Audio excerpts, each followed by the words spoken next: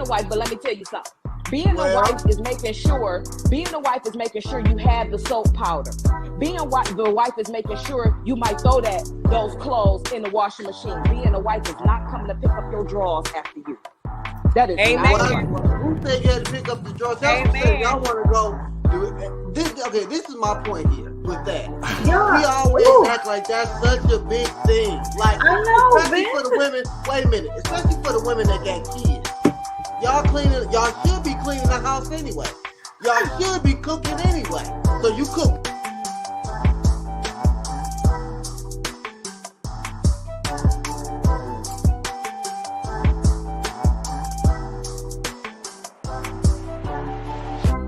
Great catch. I'm a great wife. I'm a great this. And it's like that hasn't been validated. All these single girls are yours too. I don't know. The one thing that I'm seeing is that when you're dealing with a grown-ass man, Yeah, it is. he has a vision and a purpose for his life. Thanks. And what he wants in the future.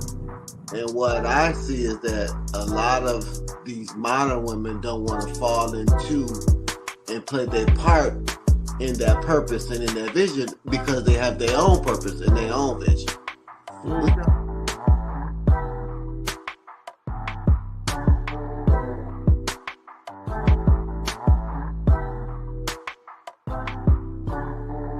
A lot of women get it confused.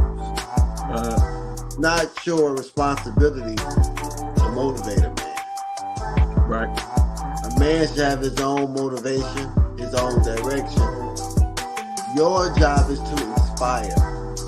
It's a complete difference. I think a lot of ladies get a man.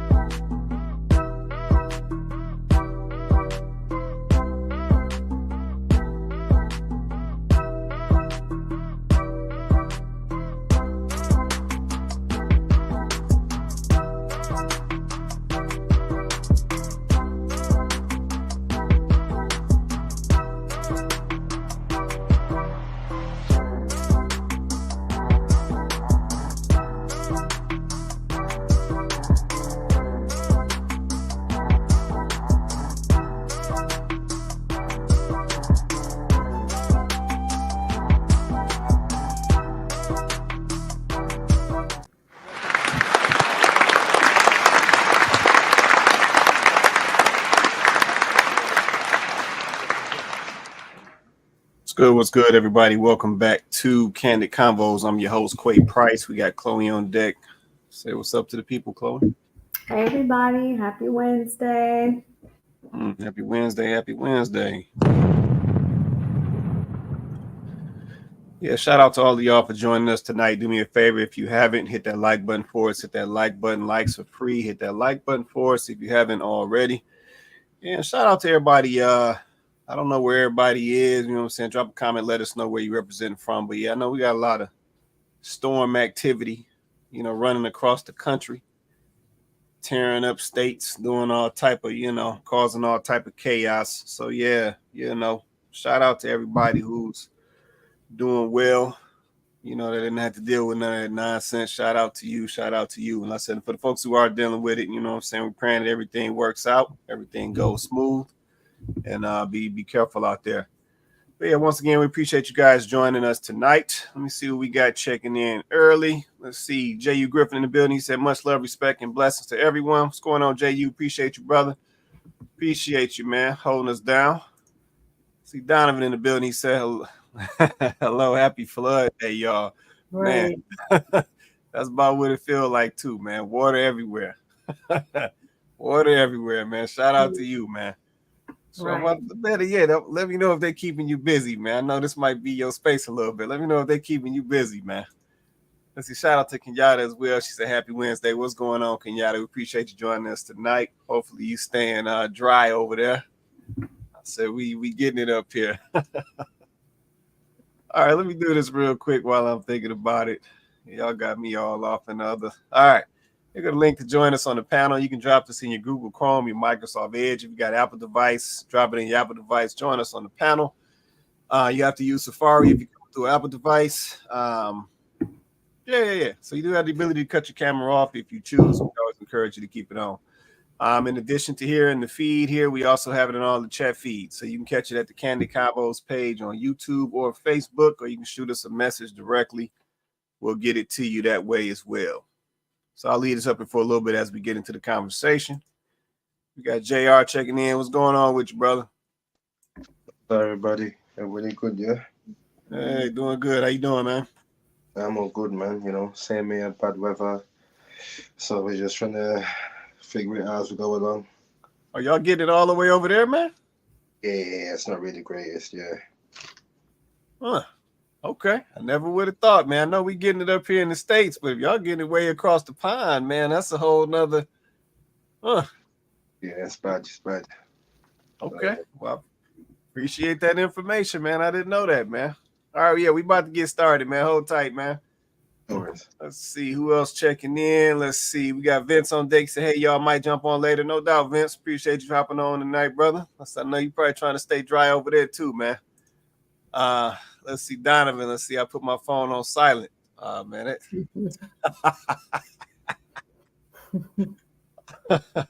I ain't mad at you, man. I ain't mad at you for that, man. I ain't mad at you for that. All right. So I think we might get right on into this one. Yeah, we're going to get on this. So I'm going to drop this link down for a minute. Like I said, anybody let me know if y'all need the link. But we're going to get right on into this one. Let's see. Where's my stuff? Where's my stuff? All right. So topic for tonight. Man, has the box lost its value? Man, oh man. Topic for the night. Has the box lost its value?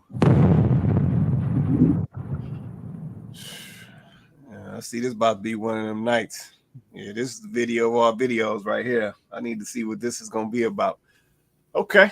So yeah, let's let me get this queued up. We're going to get right on into this one. See what we got. Let's see what we got.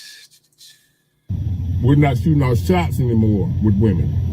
Men are not pursuing women anymore. Nowadays, ladies, if you're trying to get with a man or want to be with a man and see a man you want, you probably will have to holler at him. I know a lot of y'all are traditional, and I love a traditional woman, but we're not in traditional times. Just a whole nother animal right here. You got to adapt to the times you're living in, or you won't survive. You won't make it. The time we living in, ladies, most likely, you're going to have to approach that man you're interested in and let him know. You ain't got to go to him and say, hey, I want to give you some. You ain't got to do all that. You're going to have to either give him the eye, like wink at him, speak to him, strike up a conversation about changing your oil, anything. Just break the ice. I ain't talking about go asking for his number and all that type stuff. That's the type of approach that I'm talking about. But you got to let him know up front, because we ain't wasting our time no more on those scallywags. You got to let this man know, because ladies, y'all have no idea what, as men, we are out here dealing with on the day. Y'all got y'all own issues with men, I get it. But y'all don't understand what we dealing with out here with these women that's out here on the market, to where we done got to a point to where it's shut off. I don't even want to holler. Because nowadays you get with a woman, these modern women, they think the only thing they supposed to give us is some coochie. So that's the title of this video. We are not approaching anymore. We're not shooting our shots anymore. We're not pursuing, dating, none of that. Because we know all we're going to get 9 times out of 10 is some coochie. So with that being said, I'm going to speak for myself, and maybe some other men can relate, but I'll let them speak for themselves. I can't speak for all men. I'm speaking for me. And why I ain't out here trying to get it popping. I ain't out here trying to meet nobody. I ain't trying to date. I ain't trying to do none of that. I'm chilling. The reason for that, because I'm knowing all I'm going to get most likely is some coochie. So I don't do it because I am tired of coochie. Pussy. The nappy dugout. the sugar wall, the moose knuckle, the goat nose, and many other adjectives you want to fill in the blank. Feel free to do so. I am not, so don't take it the wrong way when I say I'm tired of the coochie. So, gay dudes, do not email me. Do not inbox me. That's not what I'm saying. I still love women. I'm still straight. I'm still heterosexual. My point is, the coochie don't have no value to me at all because I'm exhausted. Wore out on it. That had too much of it. That's all I get. I don't get nothing else.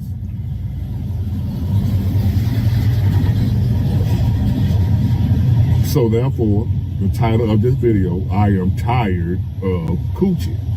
I'm tired of it. Give me something else. I love to watch Martin, but I ain't gonna watch Martin all day, every day. That's all I'm gonna watch. I need to watch something else every now and then to stir it up. I'm gonna come back to watching Martin because I love Martin. I love coochie. But not at some point in time, I need something else, ladies. We need something else besides coochie. I am the table. You see all this ass? Cause when y'all tune that ass to the camera, them look, and the twerking and whatever else y'all out here doing, that's letting me know that's all you got to offer. So therefore, I'll pass. Like Tom Brady. Enough is enough. I'm tired of coochie.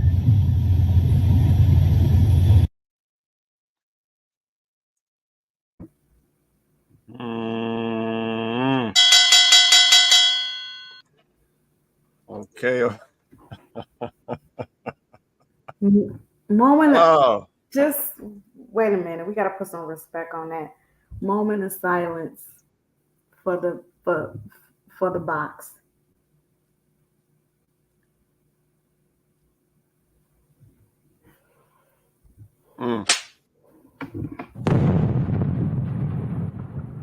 Okay. I knew it was only a matter of time. It was only a matter of time. You know what? So I would have to agree with that. So let me shout my man out. So shout out to, his name is Big Ward the Genius. Big WARD the Genius. So definitely go check him out. He goes live on YouTube, drops some great content, honest, transparent, no holds barred, as y'all see in the video. He don't hold nothing back. But shout out to him. So go check him out. Big Ward the Genius. All right. So yeah, tonight we talking, has the box lost its value? So I'm sure y'all all saw the video. Yeah, I'm sure y'all saw the video. Let me get some of these comments. Let's see. Donovan said the depleted box value. Let's see. In a lot of cases, yes, the valuable ones stand too close to and mimic the less than quality ones. You know what, Donovan? I've heard that before, man. Yeah, I've heard that before, where you have the good ones and the bad ones moving so closely and so, you know, in such similar fashion that fellas are saying that they can't tell the difference these days. See, I appreciate that comment right there, man. Let's see, Eva Wright in the building. She said, hey, what's going on, Eva Wright? Appreciate you joining us tonight. Shout out to the Wrights in the building. Appreciate y'all. See, Donovan also said this guy is straight out of the late 80s with those terms. Yeah, no, he old school, brother, man. You could tell, man. He old school, brother. Look like a truck driver, but he just keeping it real. And I think he dead serious too. That's the real part. I think he's serious. Yeah, right. He went way back with that one. Let's see, Eva Wright. Oh my, what did I come in on? He is tired. Okay, I hear him though. Yeah, you can't be mad at him. He keeping it a buck, Eva Wright. He keeping it a buck. Let's see, Kenyatta said, let's see, he said he wants someone with substance. With sustenance, sorry. He wants conversation and laughter. Yeah, no, that's facts, Kenyatta. He did go on after that because I had to, you know, chop it a little short. But he did go on after that, say, you know, he's looking for some loyalty, some respect, you know, some genuineness. Like he's just looking for some basic good character traits. So yeah, he did go a little, farther with it with the discussion, but I had to chop it right there. But yeah, so I want to come back to the panel because I think this is a worthy conversation. Because I'm gonna be honest with y'all.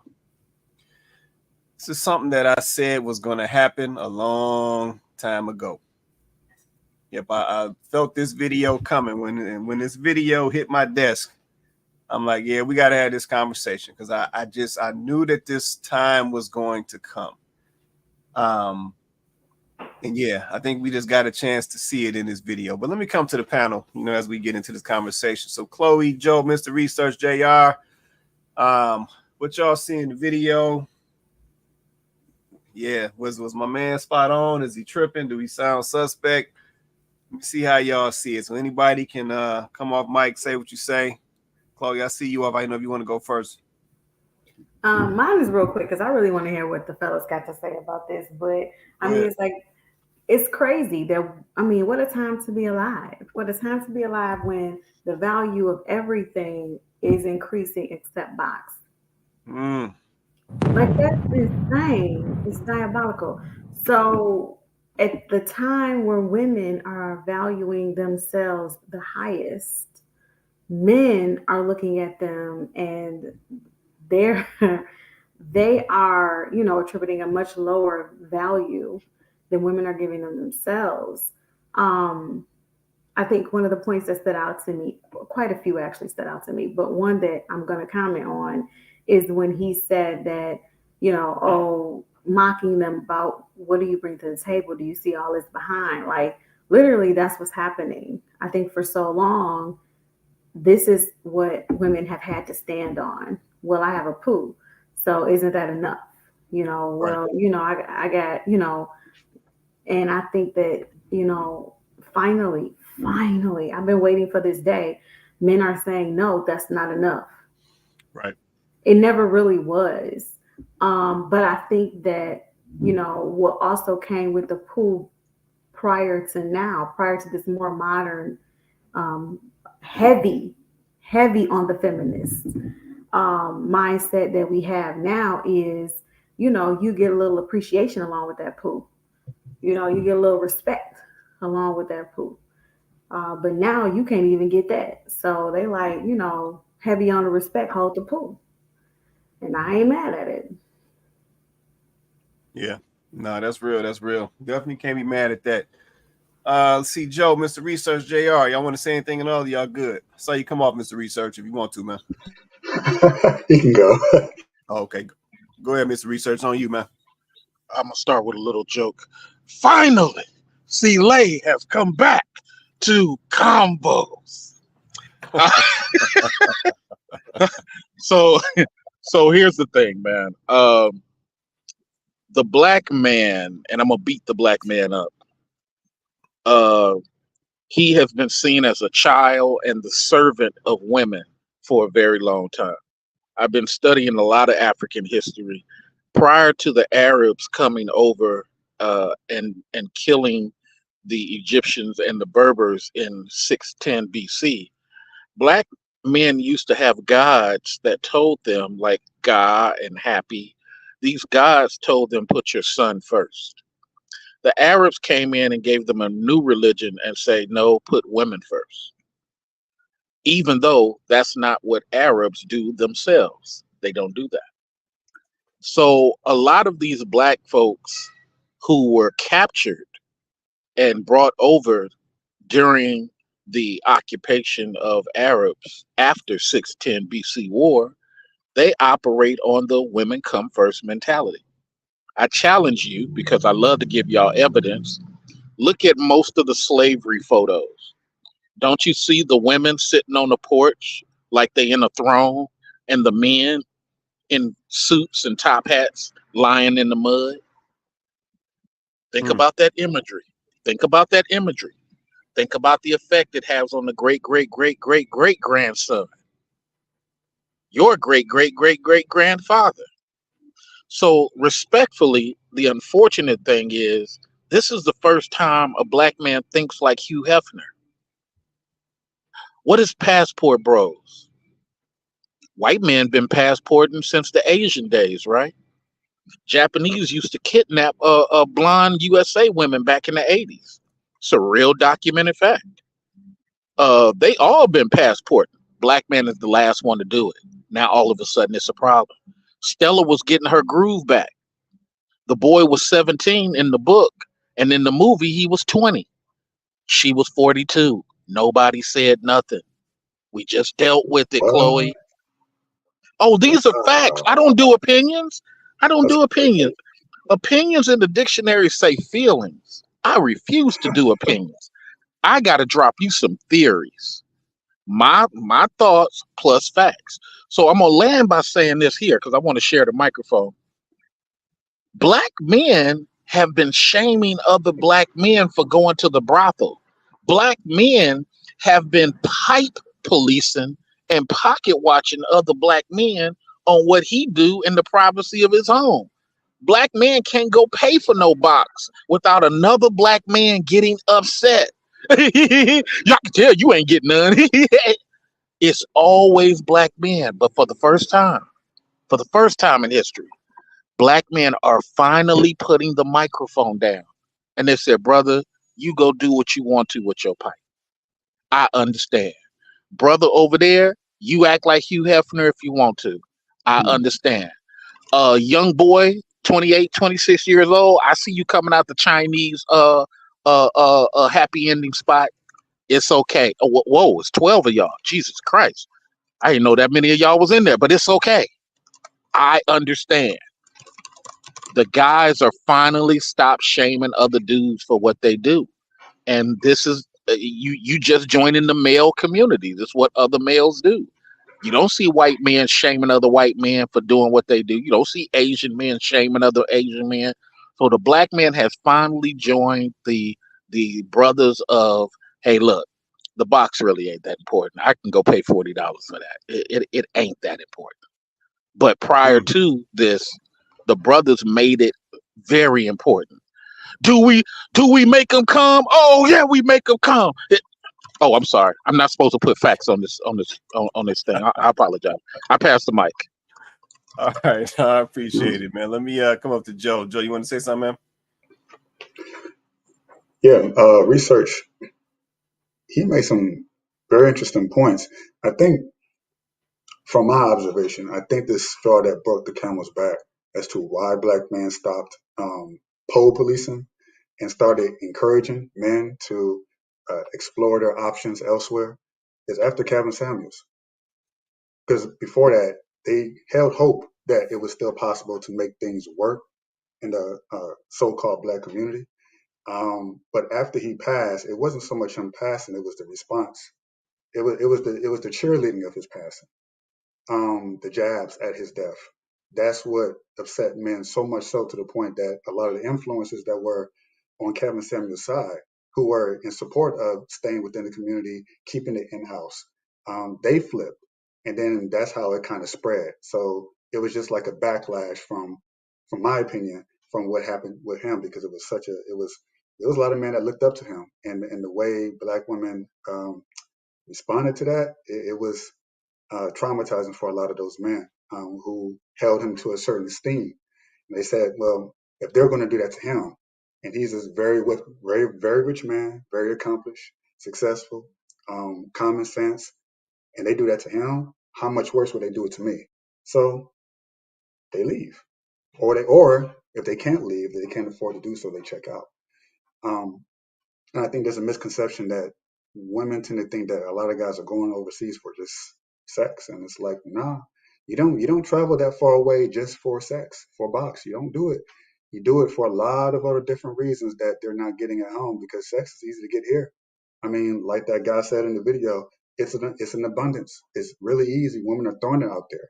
I mean, we hear about the STD situation in Houston, all throughout Texas. The epidemic, I mean, not even regular STDs like syphilis and like stuff that really can take your life type stuff. So it's not the sex that men that are seeking. They're going out of country for things that they're not getting at home. It's that feminine energy. It's that femininity. It's that they don't want feminists. They want femininity. So I think that's what they're missing. And lastly, to that man's point in the video, he was serious. I think he was dead serious, especially towards the last part of the clip. He just gave that look, and I know exactly what that look looks like. It's like, yeah, I can get sex anywhere, but sex is what, 5, maybe 10% of the entire relationship? What are you gonna do outside of the bedroom? Can I have a conversation with you? Do I feel proud of taking you outside the house and to my friends and family? Do I look forward to taking you to go see my mother and to, big you up to my friends and say, this is my girl? Or do I just kind of want to chill in the house with you because I know you're going to embarrass me?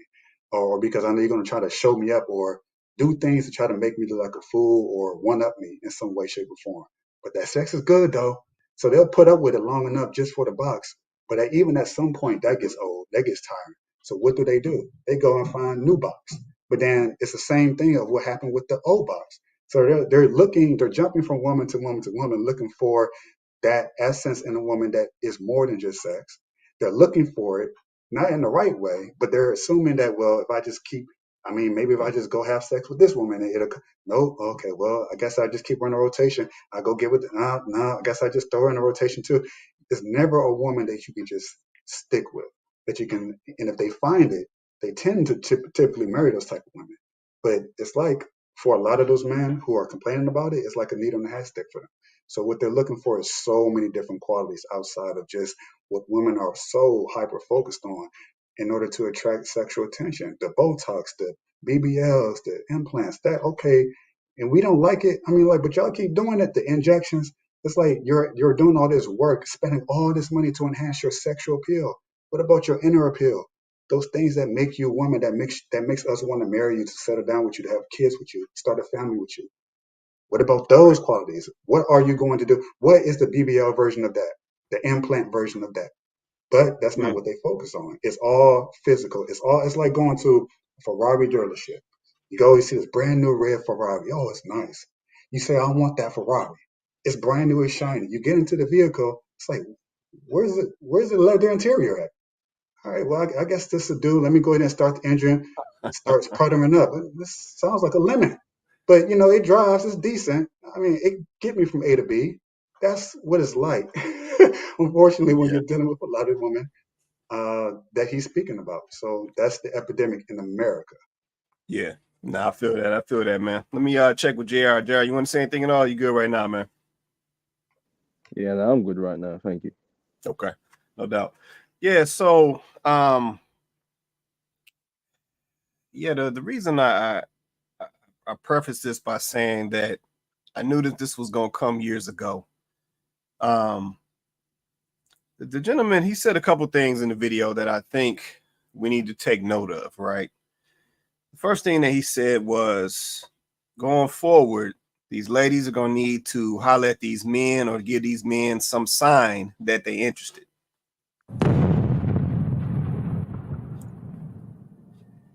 Yeah, I think the ladies need to take note of that.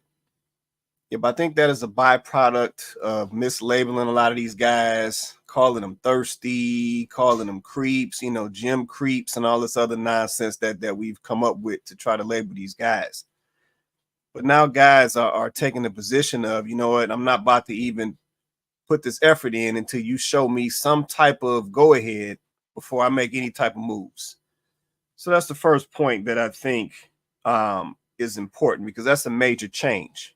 Guys used to approach women, spark up a little conversation, try to get a number. We all know the routine.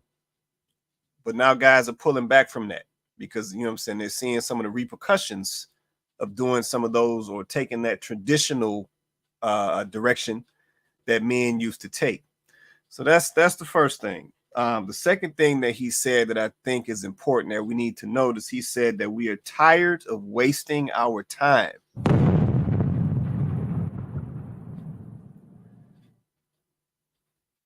Yeah, ladies, let me give y'all a tip. When a guy gets to the point where he feels like he is wasting his time, wrap it up.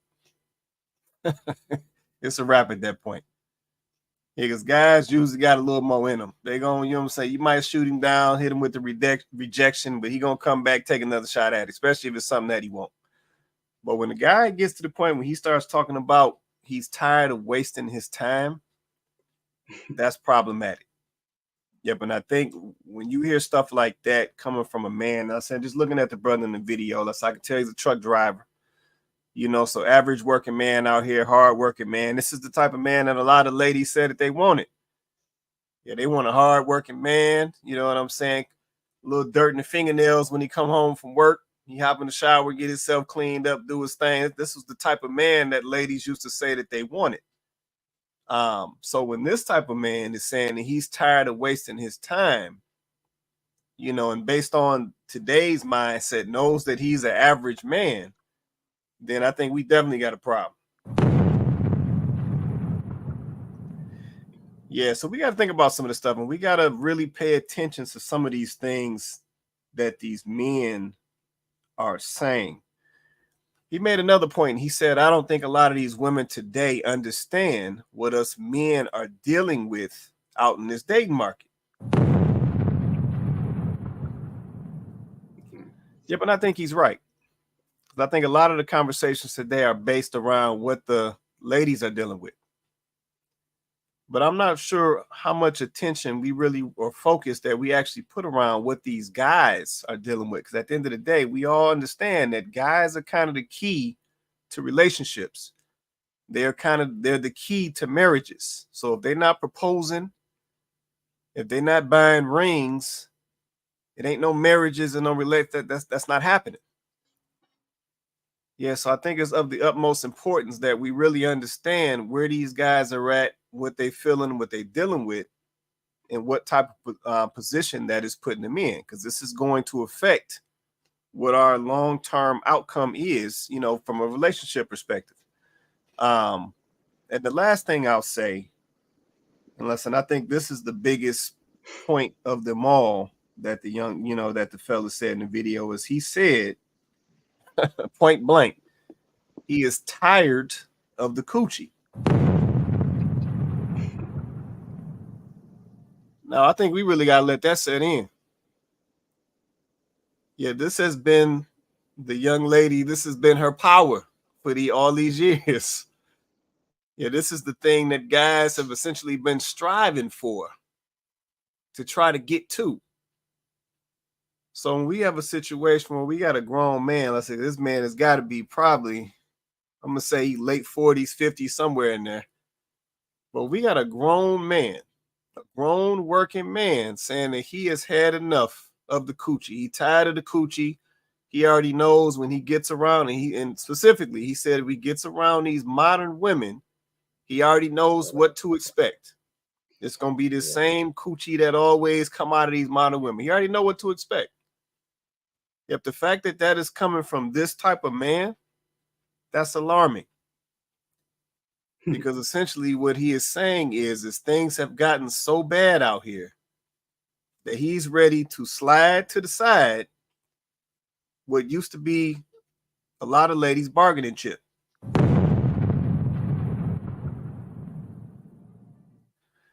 So, man, I really think we gotta, I know some folks, may find this video funny, but I think this video is really serious. Like, I think it is really painting the picture of what the dating space and the relationship space is getting to or is at already. But yeah, I really think we got to take this one serious, because this is something that I knew this was coming at some point. I just didn't know how long it was going to take. But I think we're getting a little taste of it now. Go ahead, Clay. You want to say something real quick? Actually, could you do me a favor and could you play the first part of that video again before he got to the point where he said he's tired of the coochie? Like, he made a couple other points. I just was wondering if you would play it. I got you. We're not shooting our shots anymore with women. Men are not pursuing women anymore. Nowadays, ladies, if you're trying to get with a man or want to be with a man and see a man you want, you probably gonna have to holler at him. I know a lot of y'all are traditional, and I love a traditional woman, but we're not in traditional times. Just a whole nother animal right here. You gotta adapt to the times you're living in, or you won't survive. You won't make it. The time we living in, ladies, most likely, you're gonna have to approach that man you're interested in and let him know. You ain't got to go to him and say, hey, I want to give you some. You ain't got to do all that. You're going to have to either give him the eye, like wink at him, speak to him, strike up a conversation about changing your oil, anything. Just break the ice. I ain't talking about go asking for his number and all that type stuff. That's the type of approach that I'm talking about. But you got to let him know up front, because we ain't wasting our time no more on no scallywag. You got to let this man know, because ladies, y'all have no idea what, as men, we are out here dealing with on the dating. Y'all got y'all own issues with men, I get it. But y'all don't understand what we dealing with out here with these women that's out here on the market, to where we done got to a point to where it's shut off. I don't even want to holler. Because nowadays you get with a woman, these modern women, they think the only thing they supposed to give us is some coochie. So that's the title of this video. We are not approaching anymore. We're not shooting our shots anymore. We're not pursuing, dating, none of that. Because we know all we're going to get 9 times out of 10 is some coochie. We keep going? No, that's good. All right. So if you put up my good sis, if you don't mind putting up Nicole's comment. So here's the thing, right? Like in some instances, that's probably true. Cole, that's probably true for a lot of dudes. But that last line before he said he was tired of the coochie just was kind of very telling, right? It's like he's saying that that's all we're gonna get. I think that's where the exasperation is coming from men. I think that men don't mind. Please correct me, guys. Like, don't mind getting, good poo when the other circumstances around it are good too. Like, you get tired of that? Nope. I didn't think so. Like, I didn't think, like, you know what I'm saying? If the poo is good and everything else is good, then why would you get tired of it? Like, I don't just whole package. I mean, it's not just 1 out of 10. It's the whole package. So I think that's the thing. I think it's because that's not what they've been getting. I think listen, I'm a woman, and even I can see that women have been marketing sex as their main tool, right? As their main resource. This is their resource. So when men say, they're bringing their resources to the table and it's all these tangible things, right? And then they turn around and they ask a woman what she's bringing to the table. I don't think that men are actually expecting for what you bring to the table to be tangible things. Because I think that men understand that the things that women bring are not necessarily those tangible things. That's what men bring. The things that we bring are not necessarily like tangible things, but they're valuable. And I think what's happening as women, we have placed our value in the wrong places. So we now are valuing the tangible things that men bring to the table. We're saying we can do that too. So we're just as valuable as you guys are. And the argument was never that women weren't valuable, right? A woman who knows how to live in her femininity and knows how to basically play to her strengths as a woman is quite valuable. The problem is we have misplaced that in our quest, heavy on the feminist mindset, in our quest to be equal to men, in our quest to be equal to them, what has happened is we now want to be them. And we've lost the art of femininity. We have literally lost the ability to be naturally in our feminine. And so now we put a value as women on the same thing that we value men for. And men are like, we don't want that. So then we follow it up with, oh, well, I got boxed. And they're like, that was okay for a while. But now I think men are like, we don't want that no more either. What else you got? And Nothing. We are, as women, we don't even know how to market ourselves for relationships. We don't know, like he was saying in the video, he was saying, what else do you bring to the table? Like, what else is there, right? And as a woman, you asking a woman to just explain. I'm sorry, I'm just trying to put the thoughts together. But you're asking a woman, what do you bring to the table? And she's telling you, I got a job. She's telling you, I make money. And a man is saying, well, I got that already. What do you bring to the table? And women are getting offended. And this is the time where women should be saying, wait, oh, this is when I get to kind of brag on myself. And you should actually be looking at it as, okay, this is the time when I get to set myself apart from the next chick. But because you have placed your value in tangible things, which are actually coming from the man, the masculine side, you don't have anything left to say. And now you're offended. So now if they don't want the box and they don't need your money, because you're probably not going to give it to them anyway. Then what? Right? What do they need you for? So then when men start saying, I don't need a woman. Like, I feel like that's the next step. Like, we done got to the point now where men are saying, I don't want the box. Okay, they don't want the box. They don't need your money. We're at the point now, for the first time ever, that men can actually say, I don't need a woman. You know what they get? That's insane. I'll tell you what they get. And it's weird to me, but I think it might be the future for the States. There was this guy that I saw, random guy, but it's gaining a lot of traction. It's these sex dolls, not the small, not like a woman's vibrator or little, no, the full human scale, with, I guess, supposedly working or seemingly artificial working parts in a woman, but that's what it was this guy who was real excited talking about it. Oh, yeah, you don't have to put up with this, you have to put up with that, the drama and all this, the back talking, it doesn't talk back. Like, that's not even, of course it doesn't talk back, it's a doll. But they're speaking about, oh, it's just soft. It's like it's soft, it's demure, it's submissive, all the things I want, and it's not even a real human being. So they still want it, these qualities in a woman that Nicole said that these intangibles that we supposedly don't want. But now they're transposing it onto this artificial iRobot Will Smith type situation, or this bicentennial man situation like this. That's what they're transposing, these desires that we do want in a woman onto this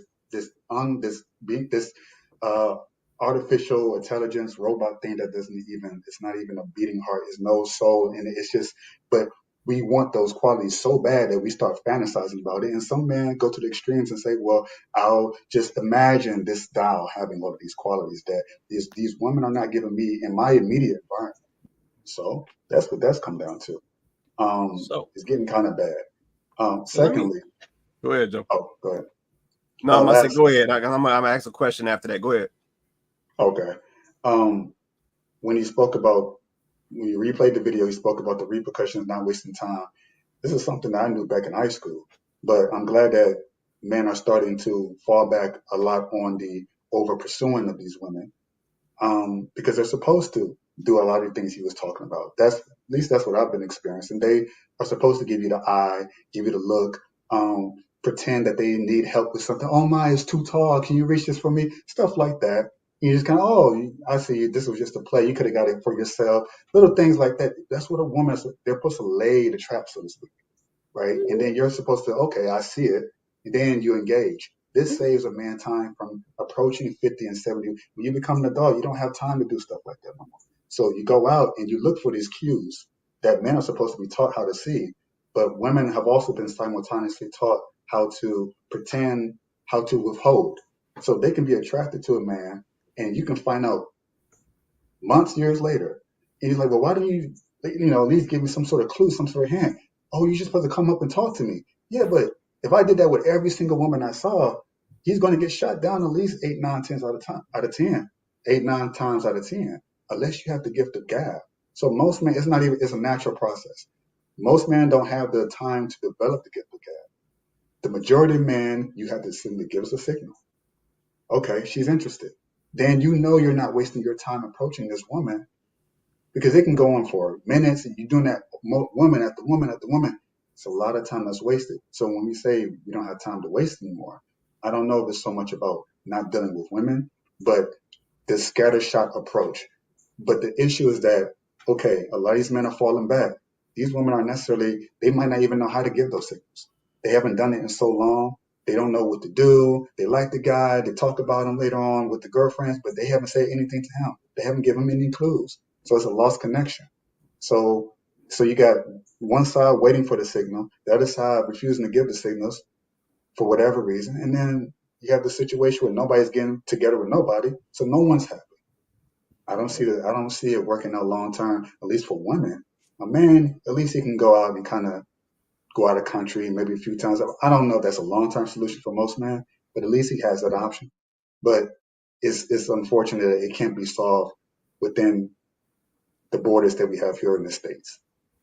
Yeah, but I think, Joe, even to your point, man, that whole, and I'll just call it that whole sport. Yeah, that whole sport of men essentially hollering at women and, women hollering back and exchanging the numbers and all of that.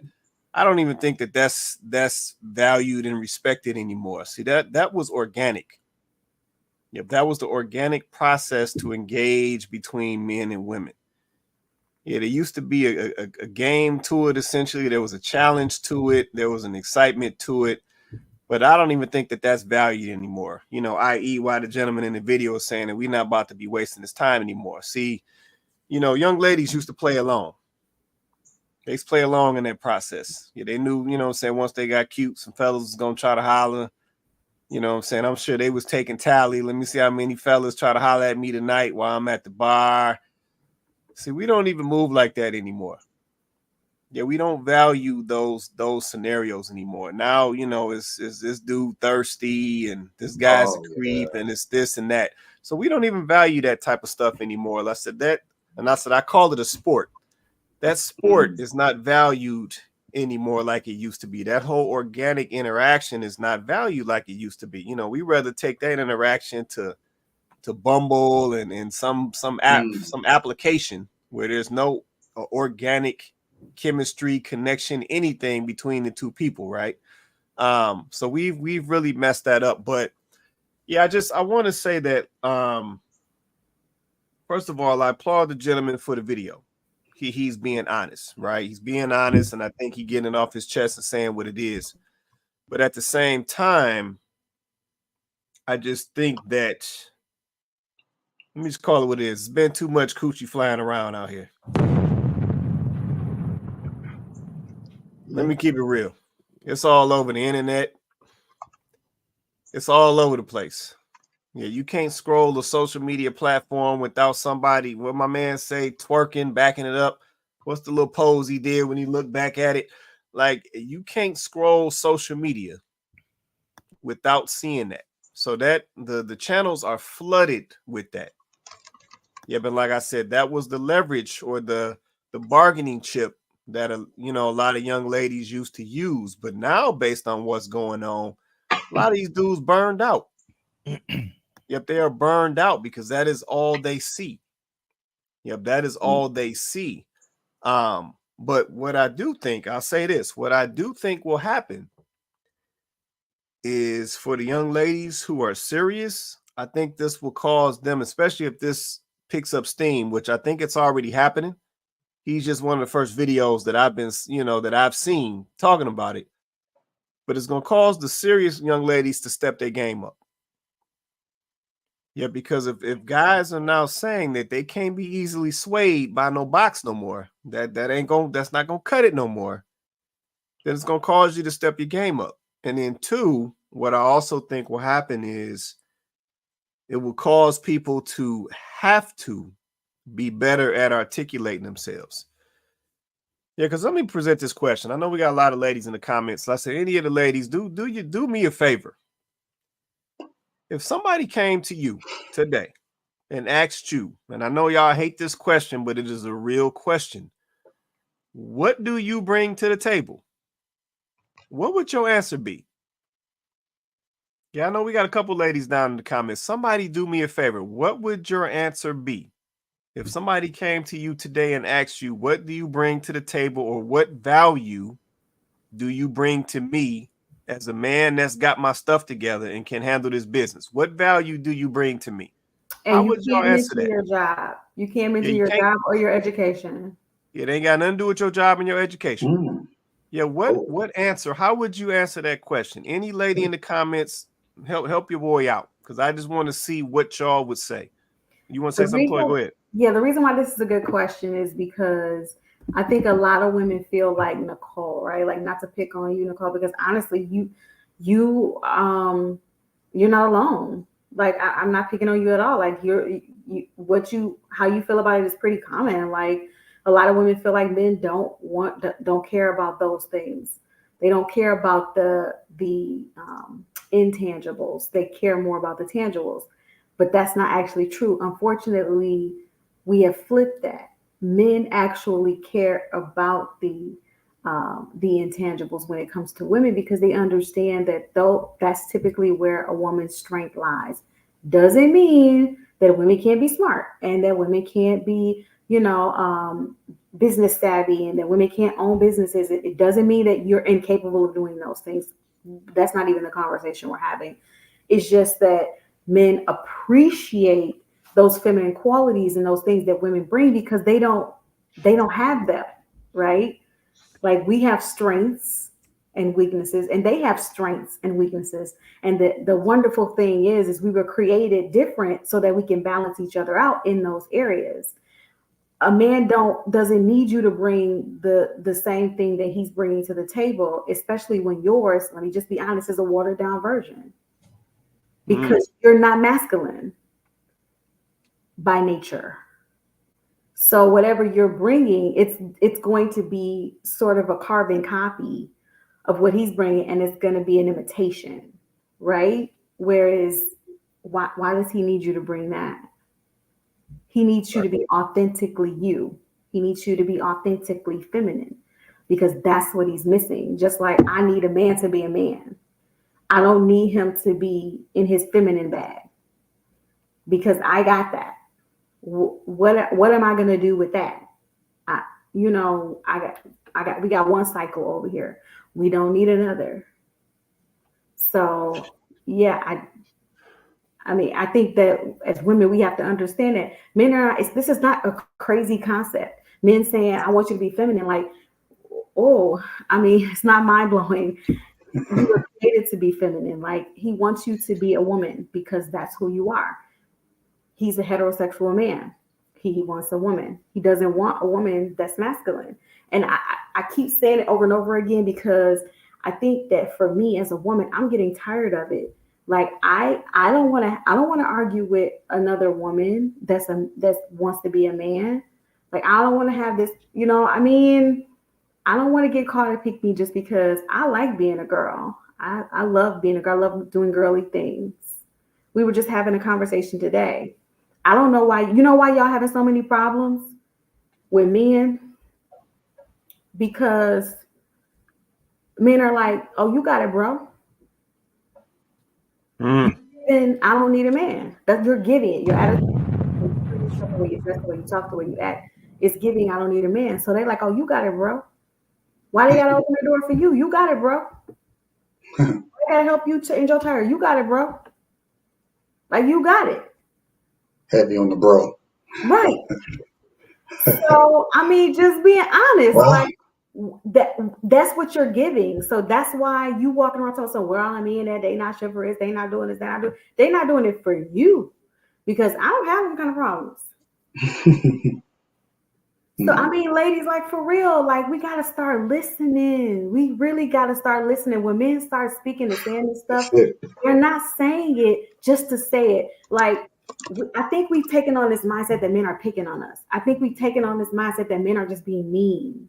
And it's like, the men are, yeah, okay, don't get me wrong. Some of these men are being kind of mean, okay? But I think it's coming from a place of frustration. And if we were to take a step back and go, we're frustrated too. Guess what? We're being mean too.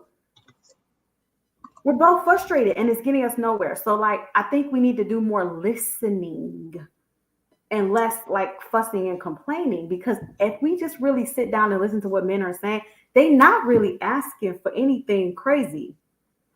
They're not really asking for us to do anything like extraordinary. It's just asking for us to change some of our behaviors that we've taken on that are not good for us as people, as women, as a community. And let's just be honest about it. We don't want to change because we like putting ourselves in this mindset of strong Black woman.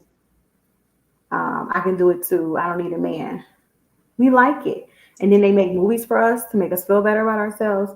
And they give us plenty of stuff to buy in the store to get dopamine rushes and serotonin increases. And, you know, they just keep the cycle going.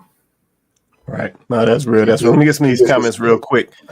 Let's see. Kenyatta said, let's see. Appreciate you answering my question, Kenyatta. She said, I bring conversation, peace, love, laughter, and life's insight from various perspectives. Now, I appreciate this comment right here. So this is what I'm talking about.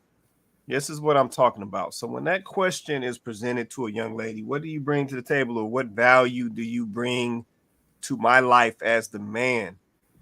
The men are just looking for you to be able to articulate yourself. Yep, it seems so simple, right? Because at the end of the day, on the flip side, the ladies, this what y'all want. Yeah, y'all want that man to be able to articulate, you know what I'm saying, himself. Y'all want to know his education. Y'all want to know how much money he making, what kind of property he got, how many, he got any businesses, what kind of car he drive, he got any kids. Like, y'all want him to articulate himself all the way through. Yeah, so why can't that man get this in return? Yeah, but that's why I know that we are valuing the wrong things. Yeah, essentially, like I said on a previous show, everybody got a resume. Yep, everybody has a resume. You should be able to represent yourself in this relationship space. It shouldn't be all this quietness and all these secrets. You should be able to articulate yourself and say, hey, as the woman or as the man, this is what I'm bringing. If that works, let's do something. If not, let's wrap it up.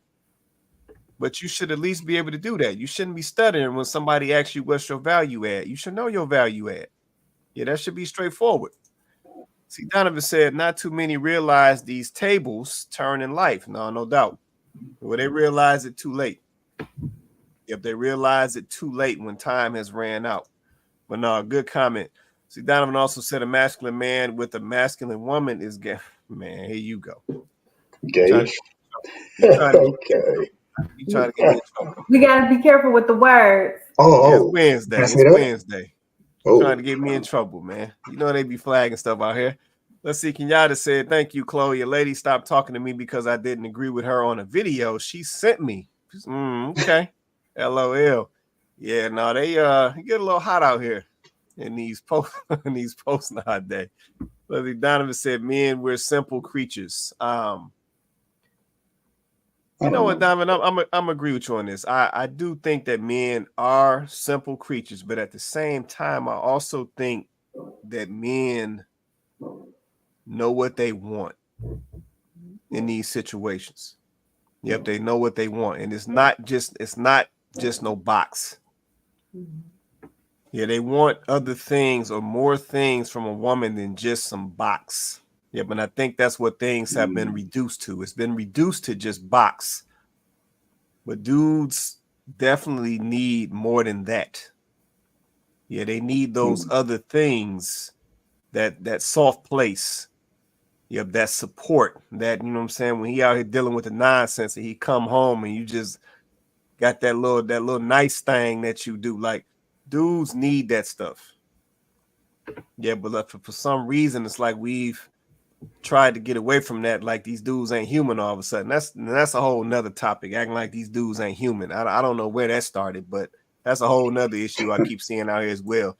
See, shout out to my guy Vince. He said, I Hey. think they just don't understand. Most have never seen a balanced relationship between a husband and a wife. They won't even listen to the man they say they want. It's a mindset they're not willing, able, or have the ability to change. You want to respond to that, Chloe? Go ahead. Yeah, I agree with Vince in the sense that they've never seen that healthy male female dynamic. So I give you that. But when we talk about the conversation of a woman knowing how to be a woman, are we also saying that she's never seen a woman be a woman? Are we saying that too? Because when you talk about bringing what you bring to the table, yes, there are going to be maybe some deficiencies as far as relationship is concerned, because there's some men who were raised by single moms, so they've never seen that dynamic either, but they're still expected to be men. They're still expected to lead. They're still expected to figure out what to do when they marry, a woman. They're still expected to do all that. As women, we should be too. We should be too.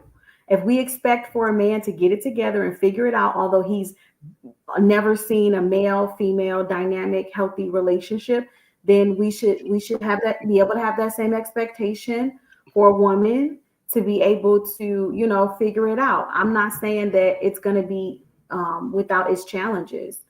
I don't even, I hope that men understand that, there needs to be some grace on that side. I'm sure men want to have grace given to them as well in those scenarios. But now you have women saying, oh, well, I don't even want to be with a single, I don't want to be with a guy who didn't have his dad in his life. And it's like, so now we're doing that. So we don't want to be with a guy who didn't have his dad in his life because perhaps now you feel he's going to have a deficit. Okay, well, you were raised with your mom in your life as a woman. You had your mother, but you still don't know how to be a wife. So I think it's one of those types of things where I don't disagree with you, Vince. I think that that's a valid point, but I think at what point do you change that though? At what point do you say, okay, I can no longer use this as an excuse. I have to actually figure this out, whether it's talking to other older women, getting a mentor in this area, getting counseled, whatever you feel, whatever is most comfortable for you. But there is something that has to happen.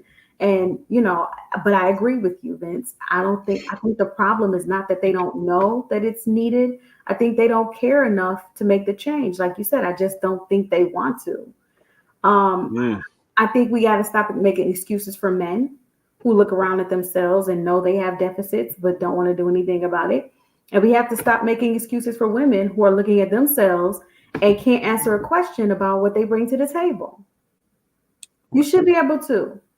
See, the problem is this wasn't an issue back in the day as much because, first of all, I'll be honest, there were less opportunities for women than they are now. Okay. So women didn't have the issue of getting confused about where their place was.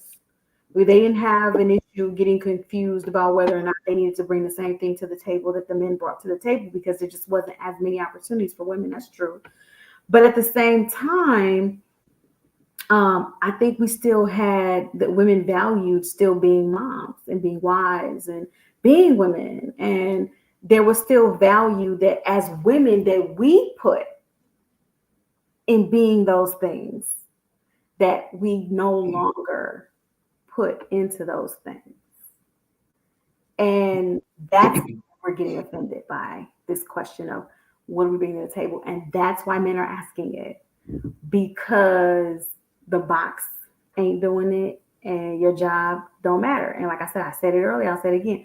And your education is great. These are wonderful things for you, but they don't mean anything for him because he's not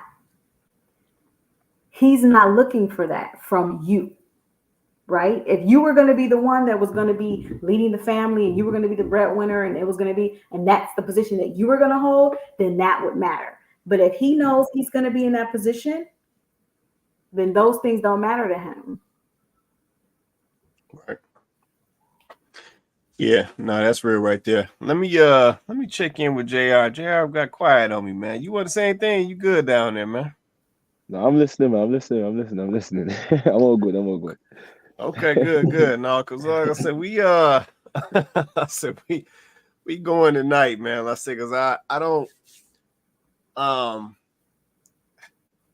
think we understand where we at. Yep, I don't think we understand where we at. Yep, dudes done did all type of nonsense, and I'm sure we all know somebody. Dudes have done all type of nonsense for the box. Yes, dudes locked up for the box. This dudes and got caught up in some bad situations for the box. This dudes that's done got fired over the box. This dudes fighting over the box. This dudes that's done got shot over the box. Like, dudes have done a lot of things for some box. So in 2024, when I got a hard-working average man, referencing back to the video, hard-working average truck driver, sitting in his truck waiting on a load, making a video talking about the fact that he has had enough of the box. He tired of the box. That's all these women are bringing is the box. I don't know if we understand the magnitude of what that's saying. Yep, I don't know if we understand how disconnected things have gotten. Like I said, the box was the power play. Yeah, talk about making the dude do what you want him to do. The box had superpowers. let me be honest out here, and don't be a baddie with the box. I mean, you get whatever you wanted out here. But now we are in a situation where grown men are now saying you can keep that box. What else you got? I don't know, Quay. I think what that older gentleman is saying, it sounds good, but actions. Oh no, these men are they're not getting what he got, what he's had a lot of. So, I like vanilla. He's had his fill of vanilla ice cream. There's still a lot of men who haven't had a lick of ice cream, and they're trying to still get their first taste of vanilla. So, what he's saying is a man who's come from experience. But then you got a lot of these younger guys who they're not trying to hear all that. They go still simp. They can still go chase these women. They still go try to shoot their shot 80, 100 times until they get the one, until they realize and they get to where he's at his stage in life, where it's like, oh yeah, it ain't really all that crack up to be. It's like a millionaire who tells you money ain't everything. It doesn't buy happiness. Okay, motherfucker, give me your $1 million right now. Give it to me. Oh, well, I didn't say I can just donate off. Oh, so now when you have money, it doesn't matter. But when you're broke, it matters. So a lot of these men are in the drought. They're in a sexual drought. So they'll settle for just the box because they say, okay, I'm not getting everything else, the femininity, the softness, all these things that I do want. But, I'll take what I can get. So they're still in that mindset, in that position, because they're not getting enough of that physical affection in addition to the emotional affection. So it's like it's both. I mean, I know I desire both, but it's also because I get both. But a lot of men aren't even getting the physical affection, let alone the emotion. So they're starving on all fronts. So they're like, I'll take the Ferrari that looks good without the car engine in it. I'll take it. I'll look good sitting in it, and I can pretend I'm driving it. But I'm not gonna really be, because all I see is just the outer exterior is good. But I'll take that. It's better than nothing. So a lot of these men are not going to follow his advice, as well-meaning as it is, as sensible as it is. It's just that a lot of men haven't gotten to the place where he's at in his life to even make that comment. Oh yeah, well, I'm tired of it. He's tired of it. He's not speaking for the majority of men who are flying overseas to get that, in addition to the emotional intimacy. It's not just the physical; it's the emotional too. So but if they're still here and they can't get across seas, oh, I'll take the physical. I'll just run through them, and then when I get my fill of it, when I turn 30s, 40s, 50s, like this guy here, then I'll be in a position to say, oh, okay, I'm tired of it. It's like the millionaire. Yeah, I'm worth $10 million, but money ain't everything. It doesn't buy me happiness. While he's crying in his Lamborghini and someone else is living on the street, being homeless in the dead of winter in Detroit, trying to starve and survive. That's the difference. Money will buy that man happiness. So you see, it's just a difference of experience and perspective. I feel you. I feel you, Joe. But I think the thing is when we reference these guys who are going overseas, we have to remember that this is a small percentage. Yeah, This that's is a true. small percentage of men. Now you may have a little bit of variation within ages, but this is going to be a small percentage of men because we still got to realize a lot of these men don't even have passports, right? So this is a small percentage of men that are doing us. So that's one little segment. But at the same time, going back to the video and the gentleman saying that he's had enough of the box because essentially he burnt out with the box because essentially that's all a lot of these young ladies are bringing to the situation. I've seen more evidence, Joe, where it is not just these experienced guys. Even some of these younger guys now are starting to sing the same tune. And that's what I'm saying. I think we really have to look at the magnitude of what this means. Yeah, this has been the bargaining chip for women since day one. Like, we really got to think about that. This has been the chip since day one.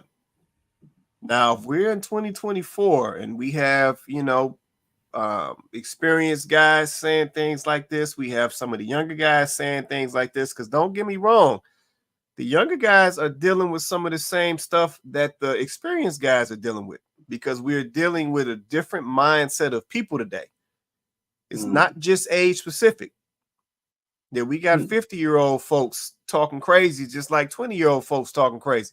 It's not just age specific. So looking at this all the way around, yep, if we have men out here taking on a position that they've had enough of the box, which is was one of the main leverage points or bargaining chips of women since the beginning of time, that's serious. Yeah, that's serious. That's where the legacy takes place. That's where the lust takes place. That's where it all takes place. That's where the power exists. And now you have dudes who are taking on a different level of discipline and saying, you know what? That ain't enough. I'm not about to let that control me no more. I'm not about to let you manipulate me with that no more. I'm done with that. What else are you bringing to the situation? That's concerning. Let me come down here to C-Leg. Go ahead, C-Leg. So respectfully, y'all a little bit late. This has been happening for a while. You're not going to reverse it. The problem is simply this. The insecure guy is the last guy left. See, first it was the guy who was like, my mama taught me. That's the guy in the truck. The mom, I guarantee if you was to interview him and his life 6th grade on up, he would tell you he was taught to put women in a nobility standpoint. I can see that. I guarantee, because those be the guys that be the most frustrated.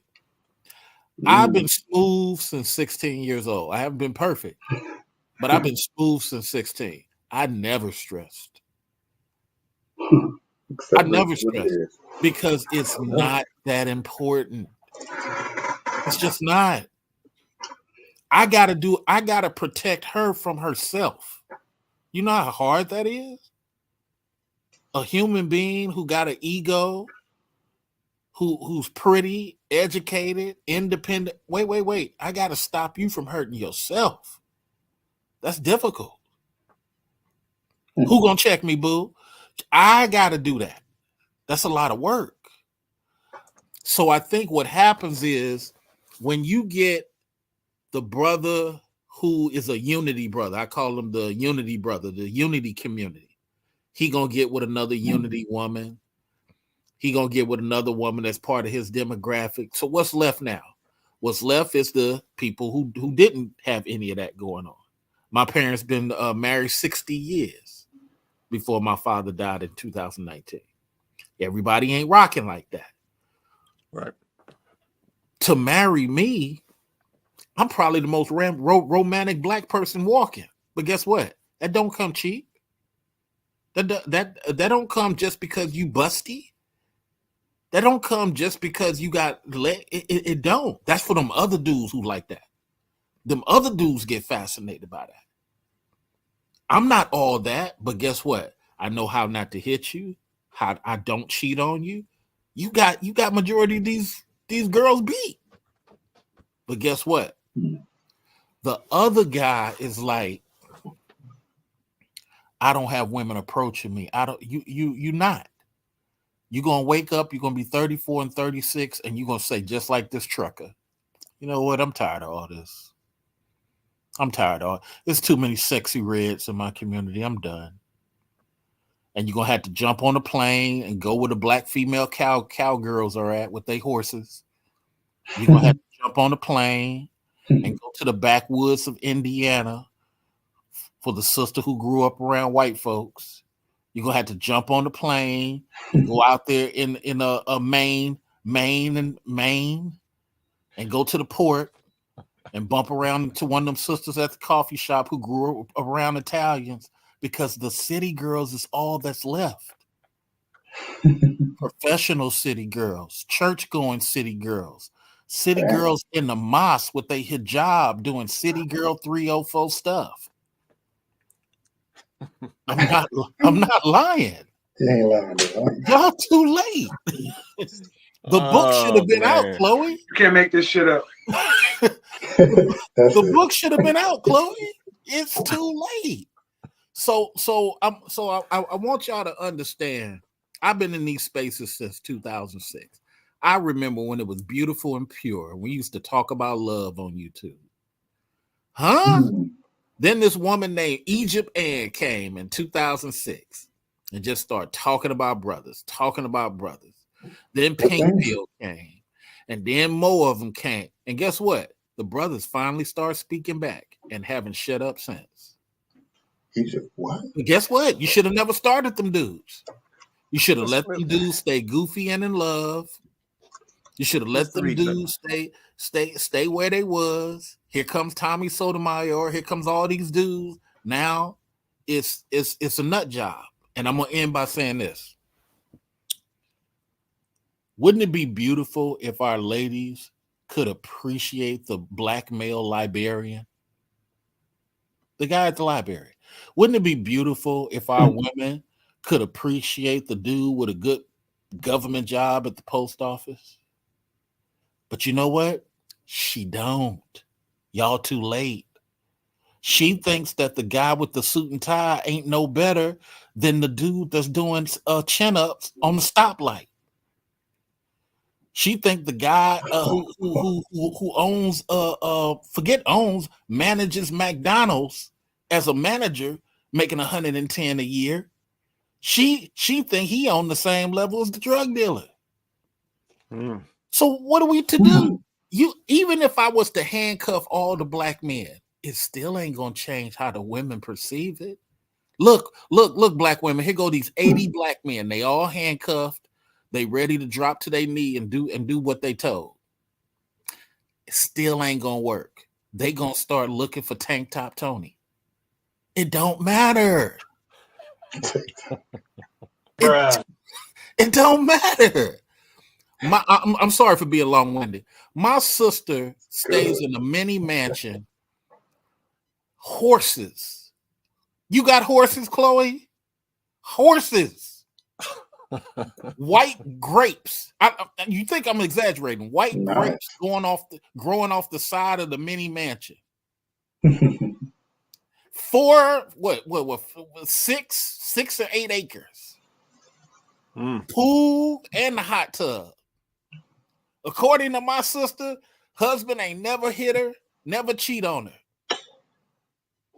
She can't stand that dude because he don't throw the pipe good enough. She's still thinking about the high school thug that got away. How do you know that? What?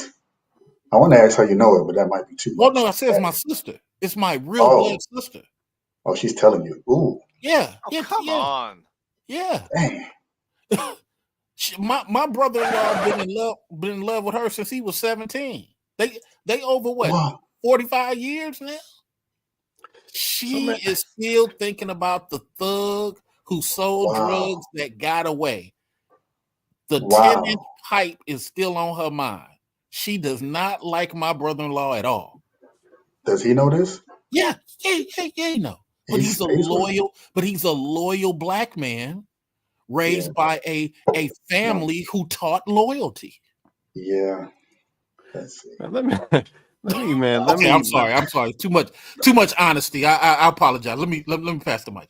No, it's all good, man. I gotta ask this question, man, because I need the ladies to tell me something right now. Ladies, tell me something. What is somebody who got the guts? I know it's a chunk of y'all in the comments right now. Somebody who got the guts. This dude that y'all looking for. I need to know what is the criteria. I need to hear something. I mean, what's the dollar figure? I know about the 6 foot 6'1". I heard that already. But what is this dude that y'all looking for? I need to understand what this is. Because there's one point that Mr. Research made that I gotta disagree with. I don't think it's too late. Yeah, but I don't think it's too late. I still think that this can be corrected or at least improved. But I think it's just there's some more work that's got to be done. But I don't think it's too late. But ladies, somebody tell me, what is this dude that y'all looking for? Somebody give me some criteria. Let me come up to Chloe. Go ahead, Chloe. I just want to say just a slight addendum to what you said. I don't think it's too late for everyone. It is too late for some. That's true. That's right. It is too late for some. Some are just too far gone. They ain't coming back. Everybody ain't gonna make it. So when we say that, we mean across the board in every facet. Everybody ain't gonna make it. It is too late for some people out here. But I do think I'm just gonna speak for what I'm seeing, right? The World Wide Web, we on Joe Biden's internet. I don't know how long it's gonna be his internet, but we on his internet right now. And I'm seeing more women. There is a movement of women who also are getting tired of our ish. Like women getting tired of women. And we're saying it's time for us to do something. It's time for us to change something. So I'm not saying that's the majority. I'm not saying that.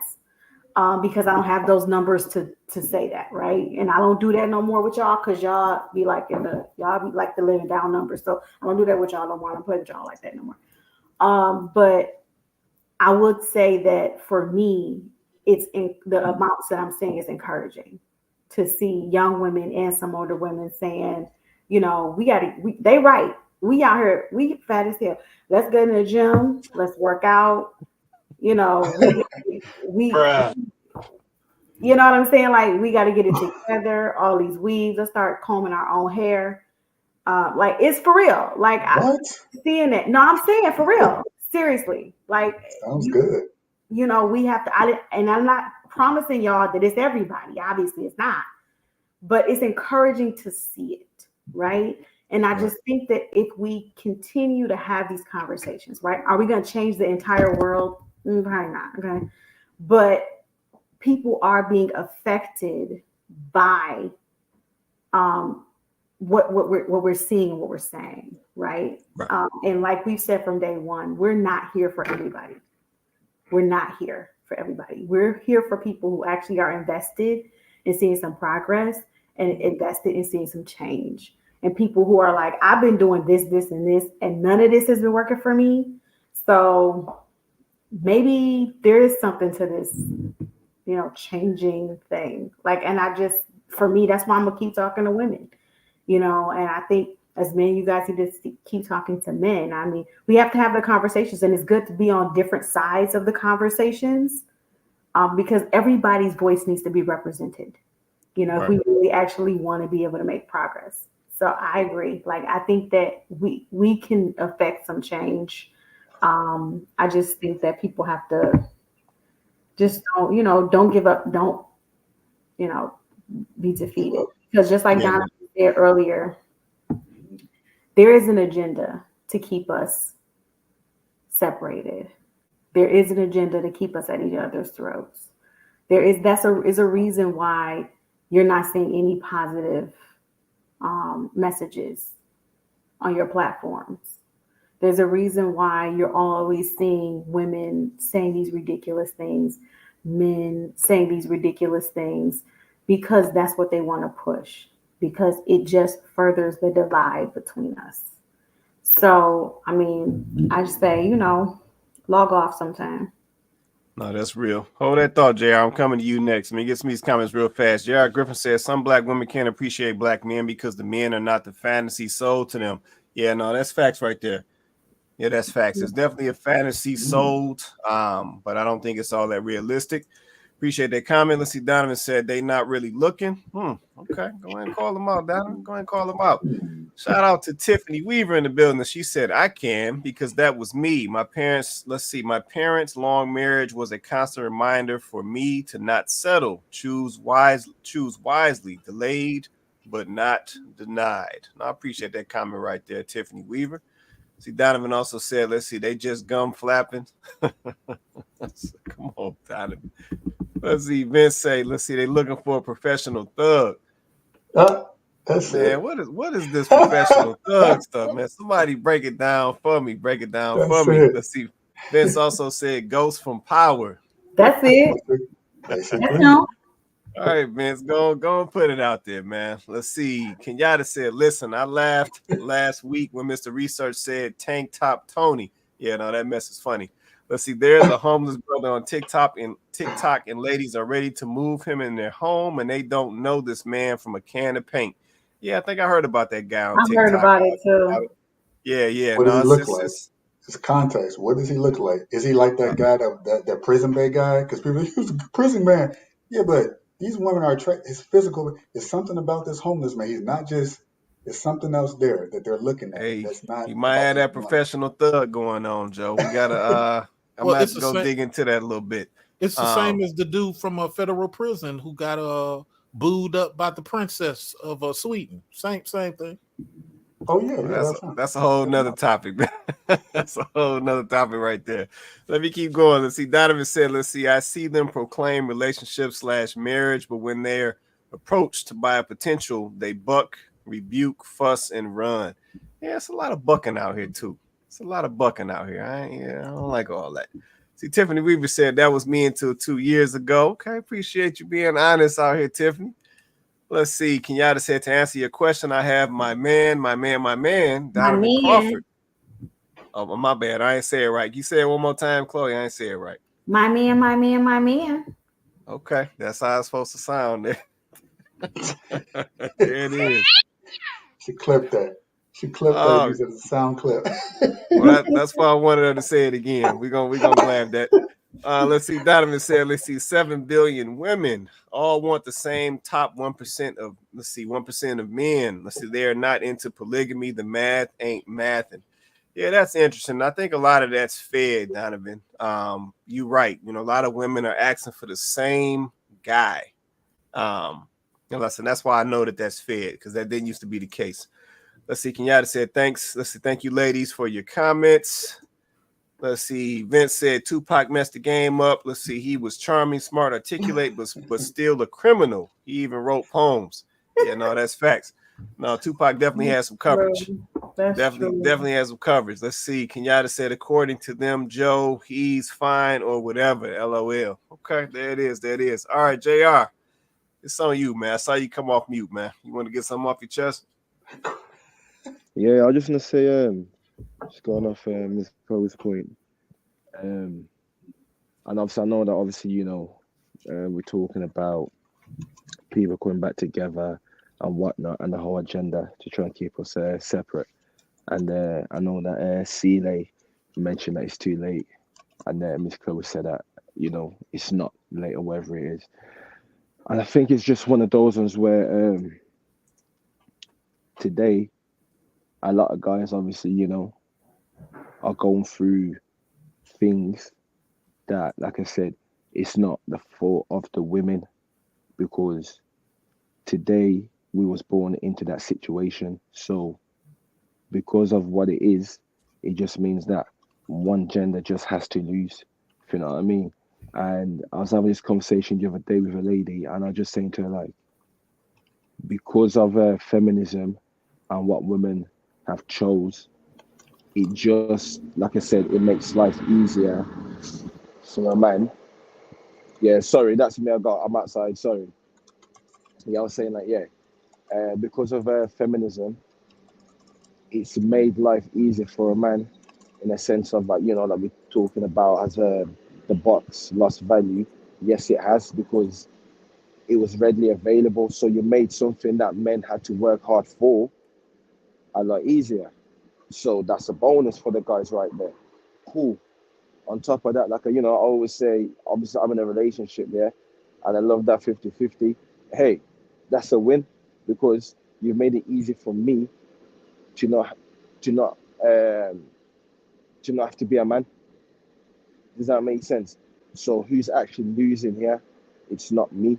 It's you that's losing because in reality, you've made life easy for me and you've given me a way out, like I said, to not have to be a man. And that's where the problem lies. Number one. Mm.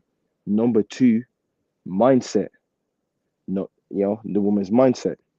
Number three, it's the fact that they have this strong alliance with the government that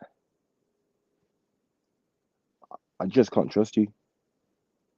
So you can say whatever the hell you want, yeah, because you've shown that from the age of 18 to 27, 28, with 10 years, right, that you can do whatever the hell you want to do, and all of a sudden you want to get married. You know how to get on with a guy. You know how to do all of that stuff that we was asking for. But hey, because we keep giving women a way out, I say this, they know what they're doing. And I say that week in, week out, these women aren't stupid. But it's got to the point where, like I said, because they're now trying to come back round, the men are falling back and saying, nah, we ain't falling for that trap because we've seen the play. Now, that obviously helps further the agenda that the obviously government obviously are pushing. Does that make sense? So if we're actually keeping it a buck, what's one thing that men have always been asking for, or they've always said? Women advocated for certain laws to be changed, but there were certain laws that the women chose not to change, which benefited them, which came down to the family laws and all that stuff, right? So that's the real issue here. If that can get changed, you will see everything work itself. Men would be interested again, purely because the family law makes it even. Because it's not even, men are always going to constantly take L's because we know that for us to get married, yeah, we are going into a burning building. We just don't know what part of body is going to burn first. Is it the kids she's going to take away? Is it your house she's going to take away? Is it your money she's going to take away? Yeah. Even if we're gonna say like, these men haven't got money for her to take away. Okay, but you're asking us to go and get this money. But we know that if we go and get this money on the back end, there's a possibility you might take the money, take the kids, take the house, and just strip the man dry. So we know that we're going into a burning building, but like I said, we don't know which part of our body is going to burn first. Well, guess what? We also know that if a woman pulls the plug, of course, she's going to win on this end, but of course, it's still an L, right? She's going to suffer in different ways. But guess what? She doesn't care to burn, but she knows that the building is burning. She doesn't care which part of the body burns. She doesn't care. She's willing to just burn everything. That's why she would do it. And like I said, it's no fault of the women because the pseudo power that the system has given them just doesn't help the men and it doesn't help the women. Valid point. Valid point. I think that's the point. I'm sorry. Go ahead, Chloe. No, go ahead, Chloe. No, I mean, I think that's a great point, JR. I think you brought that all to like a great, crescendo. Like, it's not helping either party. Nobody's actually really winning. Like nobody, like you pointed out, like, yeah, okay, so maybe she'll walk away financially. Unfortunately, a man has to take that hit financially. There may even be a situation where, if they had kids, where his rights with the kids may be altered or changed in some kind of way. But she doesn't get away with it without also taking a hit. There really is no win. And I hate the way society props up divorce like women win, and making it look enticing and incentivizing it, because women don't win. Like, I know you guys don't always like to hear the anecdotal, evidence, but I've been around some women who have, been in that position, and it's not a winning result. Like, the money and then breaking up the family, there's no real winner, right? So I think that that's the thing the key thing to remember. I think we need more women and men, but especially women, because women are incentivized to start speaking on the dark side of it. Because right now, right, there's a lot of women on these platforms talking about, I feel so free, and this, that, and I'm single again, and I'm out here, and I'm outside, and all of this stuff. And it's like, but I know for a fact that is only a very small portion of what we see that you're going through after your divorce. And then you get some of the real ones, though. You get some of the real ones who will come on TikTok, and for some reason they always choose TikTok. I don't know what it is about TikTok. They always choose TikTok. And they'll get on TikTok and they'll be crying and boo-hooing about they didn't think it was going to be like this. And, their ex-husband has moved on already. He's already remarried, or he's already dating again. And now the kids are hanging out with him and his new girl and all this. And it's like, well, sis, what did you think was going to happen? What did you think was going to happen? Because let's be honest, it's a lot easier for these men to remarry than it is for you. And I'll just remarry, and then sometimes they remarry and they end up doing better financially as well. And I mean, so it's there's no win. And I wish that we didn't celebrate divorce the way that we do. Because from where I'm sitting, it's nothing to celebrate. Yeah, you wanna respond, JR? Go ahead, man. Yeah, I'll just say, like, yeah, and just like a perfect example of that is, like I said, I understand that men and women, yeah, we're both bad, right? And like I said, in today's society, of course, it makes men look as if like men are clean-hearted, men are not doing bad stuff, and women are doing, these stuff to the extreme. But if we just give like a simple example of what's her name? Tia Mowry and her husband. Right now, obviously, I don't really know them like that. I've never followed them. I wasn't in their relationship, right?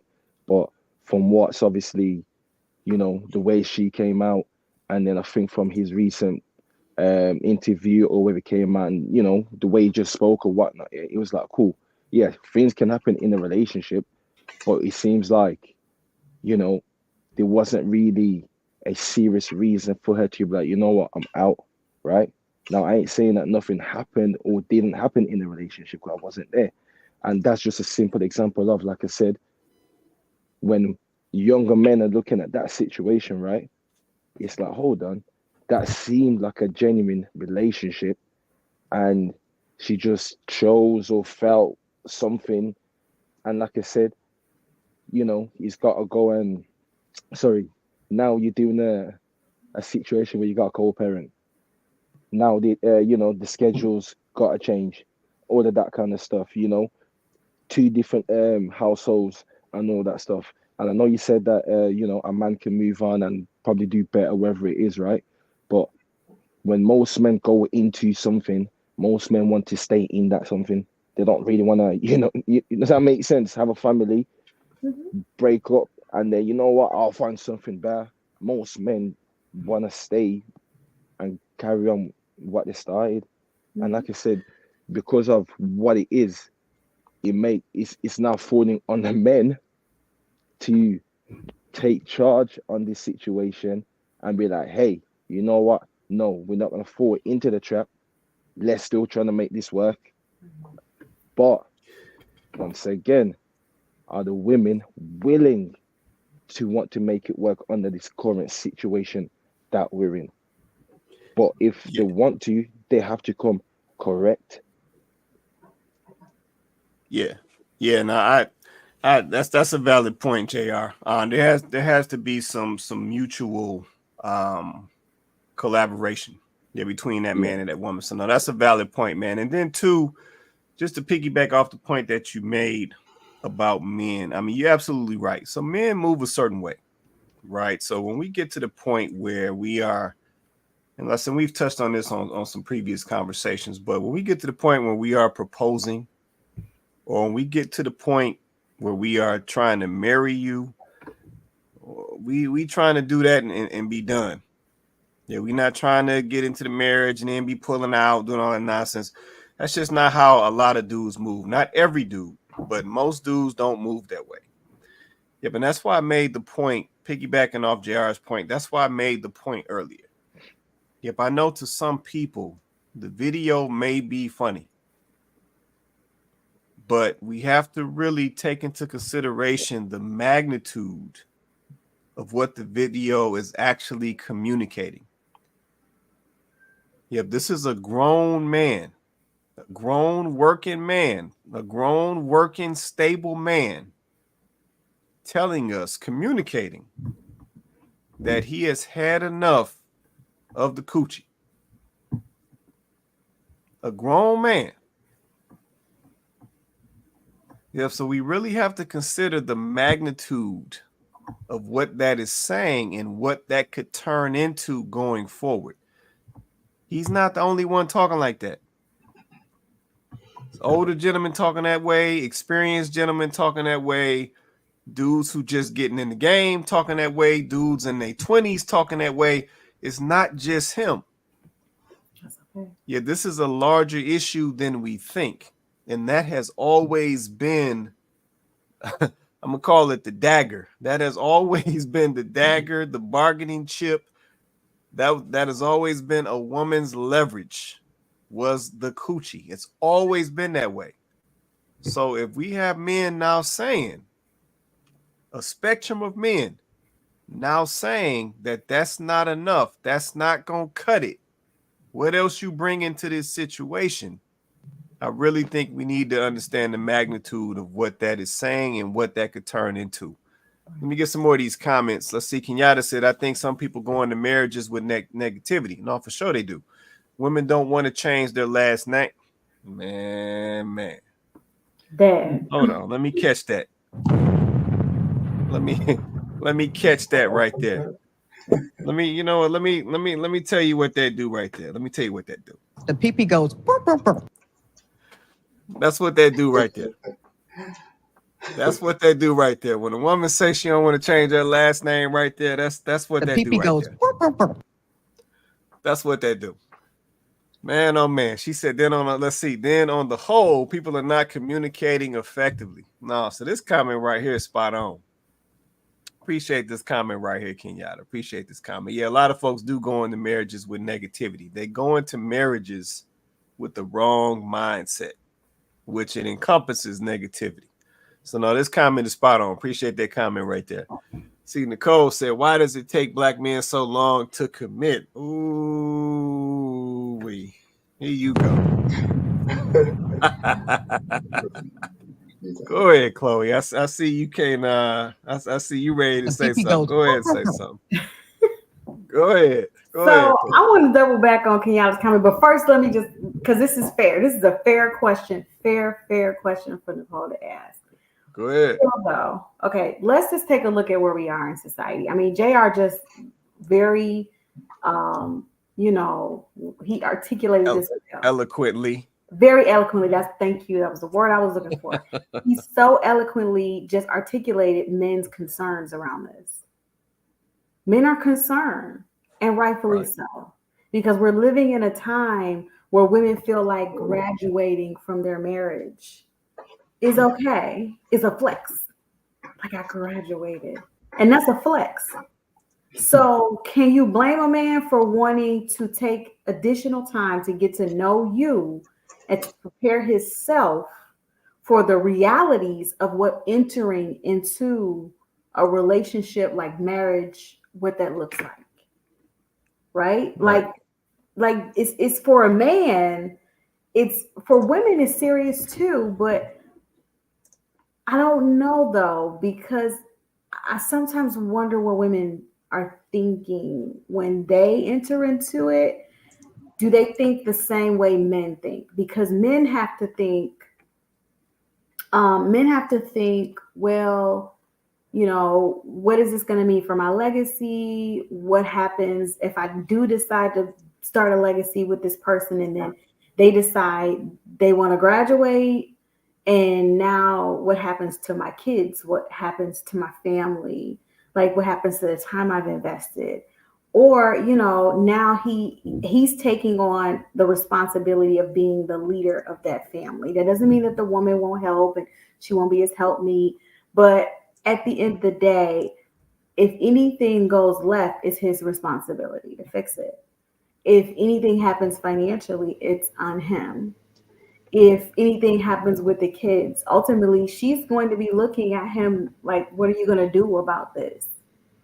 So it's a lot of responsibility for a man to be in that leadership role. Now, men were built for it.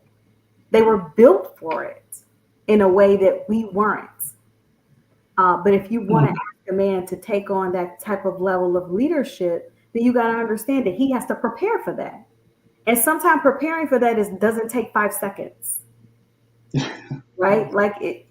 Preparing for that might look, every man's preparation is different. But if that man has a good solid head on his shoulder, he probably wants to make sure he has a certain amount of money in the bank. He probably wants to make sure that, you know, he's in a certain position in life so that you guys will be successful. Because once again, the right kind of guy ain't factoring your financial contribution into it. Because he can't depend on that. Right. He may not, don't get me wrong, I'm not saying that, you know, he's like, okay, she good, we gonna be good. You know, she got my back if something happened. But he can't factor it in like it's a for sure thing. Because if y'all want to start a family, one of y'all might have to quit. Okay, it's not gonna be him. So I mean, you might decide to be the stay-at-home mom. You might, so then, okay, so now he can't even, that's not a, you know what I'm saying? Yeah. Like he has to prepare for all of those life possibilities. And that's a lot. Now, Right. unless y'all want to do the thing that y'all say y'all don't want to do and build with the man, now that's a different conversation. But y'all don't want to do that. Y'all don't want to build a man. That's what y'all said. So if y'all don't want to build with a man and start when he's in his point, where maybe his lower point that he's working his way up, since y'all said y'all don't want to do that no more, then you know that man got to go out there and go get himself together. So you got to wait. So let me. My suggestion is start earlier. No, that would be key. That would be my suggestion. Start earlier. Yeah, that would be key. Let me dive into this real quick. So this particular point, let me throw her comment back. Actually, you know what? I'm gonna read a couple of these comments, then I'm gonna dive right back into this. Because I think this is an important topic. Eva Wright said, let's see, most men aren't ready to marry in their 20s. They have to feel established first. Okay, now I appreciate that comment, Eva Wright. See, J.U. Griffin said, it doesn't take black men that long to commit. Just takes a long time. Just takes a long time for that black man to commit to you. Black men will commit to a woman worth committing to. Now, that's facts right there. Appreciate that comment, J.U. See, Kenyatta said, thank you for breaking it down, Chloe. That takes time and preparation. So yeah, let me touch this because I think this is an issue as well. Ladies, why y'all think when it comes to this marriage that y'all gonna set the timetable? Yeah, essentially at the end of the day, if the man is the one who has to propose, if the man is the one essentially who holds the key to the relationship, if the man is the one who has to consider, because see, when a man gets to the point to marrying somebody, now he is now considering people other than himself.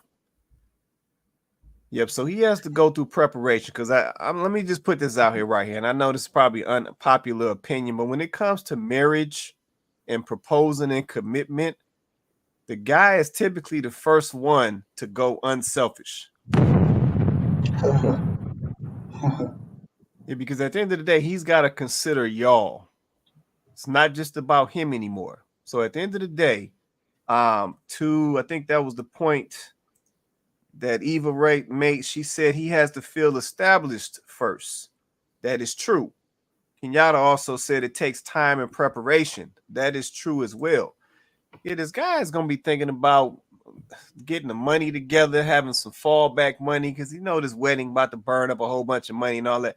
So it's stuff that he's got to get in order before he even comes to you. Essentially, that's his version of coming correct, as we like to say. Yeah, so at the end of the day, when y'all say that it takes this man so long or too long to commit, who's setting the timetable and why? You do it. How about that?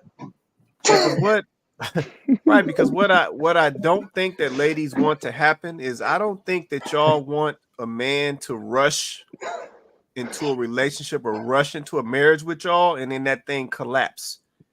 Yep, I don't think that y'all want to get married to this guy. Y'all move or buy y'all first house and then all of a sudden y'all can't afford it because he ain't stacked nothing away. Because home ownership gonna come with some costs outside of just purchasing the house. I don't think y'all want that to go south. At least that's my assumption. Y'all correct me if I'm wrong. So I think this is one of those particular situations that we really need to adjust our mindsets around. We've set some type of timetable or something. I don't even know what it's based on. But we've set some type of timetable in our minds around what this dude should be doing or how he should be moving and this and that.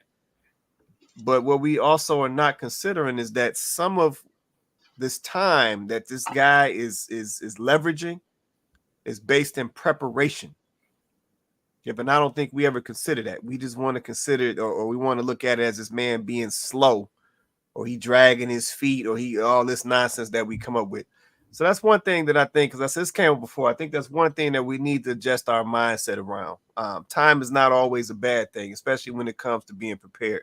And I'm not talking about nobody procrastinating. That's two different things. Shout out to my guy, Sean Whitaker, in the building. He said most black men don't come financially stable. Let's see. I'm going to say, I think he's saying most men don't come financially stable. So to provide for a family, it takes longer to get established. Yeah, no doubt. Yeah, it takes time, man. Yep, stacking money, getting things in order, getting your steps in order so that basically so your stuff don't collapse once you step on out there. I don't think that's a bad thing, at least from my perspective. All right, go ahead, Chloe. You want to say something? I was just gonna say too, from the female perspective, right. I think if we evaluate our feelings about that, and listen, I'm a girl. I'm not immune, guys. Like, I got a biological clock too. You know what I'm saying? I'm not gonna act like in my mid-20s, I didn't start feeling like, okay, wait a minute, like, I'm not trying to be an old maid out here trying to have kids in my 40s. Like, that's okay. For anybody that want to do that, no judgment here. I just didn't want that. So I'm like, you start to feel that, right? Because let's just be honest, biology is a real thing. Okay. So for women, biology is a real thing. Like, it is. So I get it, right? I get it. But that's why I'm saying as women, start earlier so that you don't feel this pressure, right? Like, we're not saying that because we're trying to judge you. We're simply saying it does matter. Like, it totally matters. Start earlier so that you don't then feel this rush. You don't then feel this pressure. You don't then feel this weight, right? Because like KP said, like, we, on one hand, we don't have the same things to think about as they do. Our concerns entering into marriage are different, right? We're thinking about the kids. We're thinking about pregnancies and what that's going to go like, and we're thinking we don't have the same concern. So while men are over here thinking about if the roof cave in on us and if somebody loses their job, and see, they're thinking about those things. We're thinking about I got to carry these kids on my body, and I got this going on and I got that going on, and who gonna watch the kids and this, that, and the third. We thinking about the wedding day and all of this, and we're thinking about different things than a man is thinking about going. And this is a mindset that I had to tweak too, because I'm thinking about different things. In my mind, the things I'm thinking about are easy to check off. Check, check, check. Right? Like it's not a big deal. And he's over here like, well, but we gotta buy a house. Imagine buying a house and getting married in the same year. Boo, did that. Let me tell you something. Okay? Talk about a lot. You have to, like, I think we have to understand that we're having different conversations. Men and women are having different conversations. That's the problem. We're not communicating with each other. That's why conversations like this are good to have, because then we get to understand how men are thinking of this. And then once you listen to a man, actually listen to him, you go, oh, that makes sense. I wasn't thinking about it that way. You know why? Because I'm a woman. And my list of concerns are completely different. So if we're talking to each other and you're saying to him, listen, it's not that I'm trying to rush you, but I know we want to have kids. I want to have kids with you. And so I'm concerned about the time. A man can understand that, right? If he's talking to you, telling you that he's concerned about making sure you guys are financially stable, you can understand that, right? Now we can find some common ground. And I think that's what's missing. We're not having these conversations. So we're over here, women take too long. Black men take too long. I don't know where we get black men take too long for. Why is it black men take too long? I mean, white men don't want to get repaired. Asian men don't want to get repaired. Like, black men are the only ones that take too long. I don't know. You know how y'all do it. You know how y'all Where do my it. white sisters at? Tell us what's going on. Where are my Asian sisters at? Tell us what's going on. Like, is it just black men? Because we always talk about what black men do. But anyway, no, not picking on nobody, but for real. Like, I think the problem is we got to start really seeing things from each other's perspective. And that's why we have these conversations. That's why we actually need to be listening to men when they speak, so that we can actually understand why they're making the decisions that they're making. Right. No, that's real. That's real. Let me ask this question. This is another question. I'm going to get some more of these comments. Ladies, real question. Keep it a buck. Do y'all really care what these men got to say? Yeah, keep it real with me. Question to the ladies. So we got a chunk of y'all in the comments. Do y'all really care what these men have to say? So when they talking about these relationships or what they looking for in a wife, or they tired of the coochie, like, do y'all care what these guys are saying? Like, do y'all actually care, or basically could y'all be like, hey, these fellas, y'all be quiet, we don't want to hear all that? I'm just curious. Somebody drop a comment, let me know. We're gonna go from there. See, J.U. Griffin said most women think that men fall in love with them and then decide to get married. The truth is, men decide they're ready for marriage and then decide on who they will marry. Okay, no, that's real right there. So once again, that's that preparation mindset. So once I got my stuff together, now let's go ahead and find my wife and get it popping. So now I understand that, J.U. Griffin. That makes sense. See, Kenyatta said, okay, let's see. I've been asked on several occasions, when are you and Donovan getting married? My response is, when he asked me. I'm a widow with 3 teenage sons. Donovan and I live separately. We have other factors besides just him and me. We know what our situation is, no doubt. Right. And see, y'all move how y'all need to move. Right. Yeah, that ain't up to nobody else, and nobody else makes that decision. If Donovan decides what he gonna do, Kenyatta decides what she gonna do, and that's gonna be the end of it. Simple as that. Simple as that. Appreciate that comment. See, Nicole said true, but then have the honest convo about starting families later. Don't put a time on a woman having a kid. Okay. All right, Coley. I understand. I know what this comment is. What's that mean? Let me say something that way after. Go ahead, JR. Go ahead. Yeah. Now, so I was basically gonna say, I understand the lady's sentiment, right? And fair play for the comments. Like, and I'm not even saying like I did wrong or anything like that. But I think what's missing is that I think we've highlighted it previously as well, right? Where men tend to get prepared the most, and women don't really get prepared, right? So I think there's a situation where both genders not getting caught at the right time or at the same time. So when men are getting prepared, like, you got to do this, you got to do the X, Y, Z, the ladies aren't really getting told that until a couple of years later, right? Which would then mean when I come in with my mindset, with what I've been told, kind of thing, which would then mean, yes, of course, I'm going to put a timer for you to have a kid. But guess what? If me and you, at the age of 18, we came together and we getting told the right information at the same time, and then we decide to get together, there's going to be things that we understand. So there's not going to be a timer on a kid. You're going to get me at my lowest, and I'm going to get you at your highest, at your best in terms of beauty, fertility, and whatnot, right? But you'll get me at my lowest. But guess what? With your loyalty, with me being at my lowest, right? There's going to be a trade-off. I work to go and get what you asked me for, and I'm going to acquire that within, let's say, the next 20 years or whatever it is, right? Yes, your beauty, fertility, all that things is going to fade. And then that's where my loyalty comes in now. It's a trade-off. It's interesting. And that's what kind of used to, be back in the day.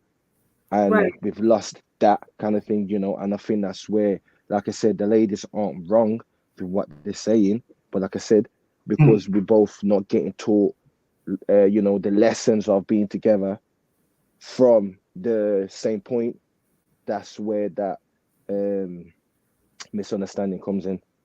I completely agree That's a great Yeah, point. with everything you just said. I mean, well, look what yeah, happened with LeBron James and his wife. Well, yeah, or Kobe Bryant and his wife Vanessa. They were they met when they was like high school, early college.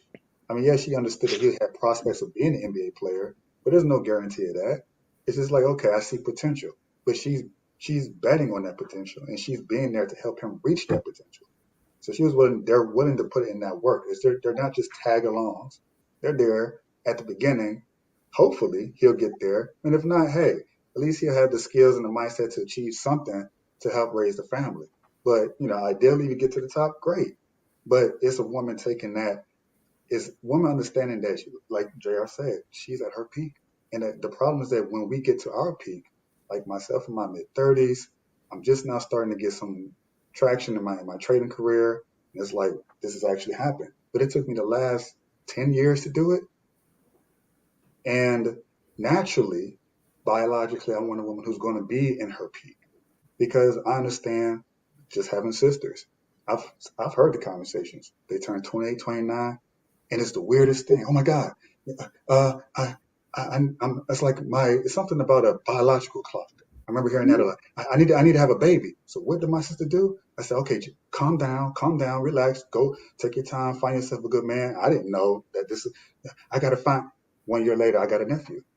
But unfortunately, because she was in that rushing period, she's had children outside of marriage and with the man that she now looking back would not have had children with had she done it much sooner because she in her 20s, 18, 19, okay, I'm vetting this guy, I'm looking at this guy, I see this guy's potential. So it's a lot of women that are waiting until their later years until they hit that edge around 30ish years old.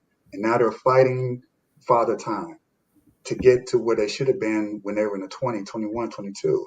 And the men are in the 30, 35, 30. They're like, well, okay, you're rushing me, but now I have the choice to get a woman who is going to be in the peak fertility of her years. And so it's it's backwards. It's supposed to be like JR said, we're supposed to build somewhere around 20s, 21, 22, and a woman's supposed to be willing and able and happy to do so. A help meet. She's supposed to help him get to that goal. And he's going to be loyal, or at least you hope that's the case. But in a lot of cases, that is the case. So when you ask word of black man, how come they're taking so long? So I mean, I don't know. It's everyone's been fed a lot of misinformation, and the thing is that we do have unfortunately as men, the advantage as far as time. I'm not saying that it's good for us to wait so long and then we're looking for marriage in the age that I'm at. I don't think that was a good idea. I wish I had done it much sooner, but I do have the advantage of time, and women, when they're in my age, they don't necessarily have that unless they find a guy in their 50s or 60s. He's going to see her as, oh, that's a younger woman.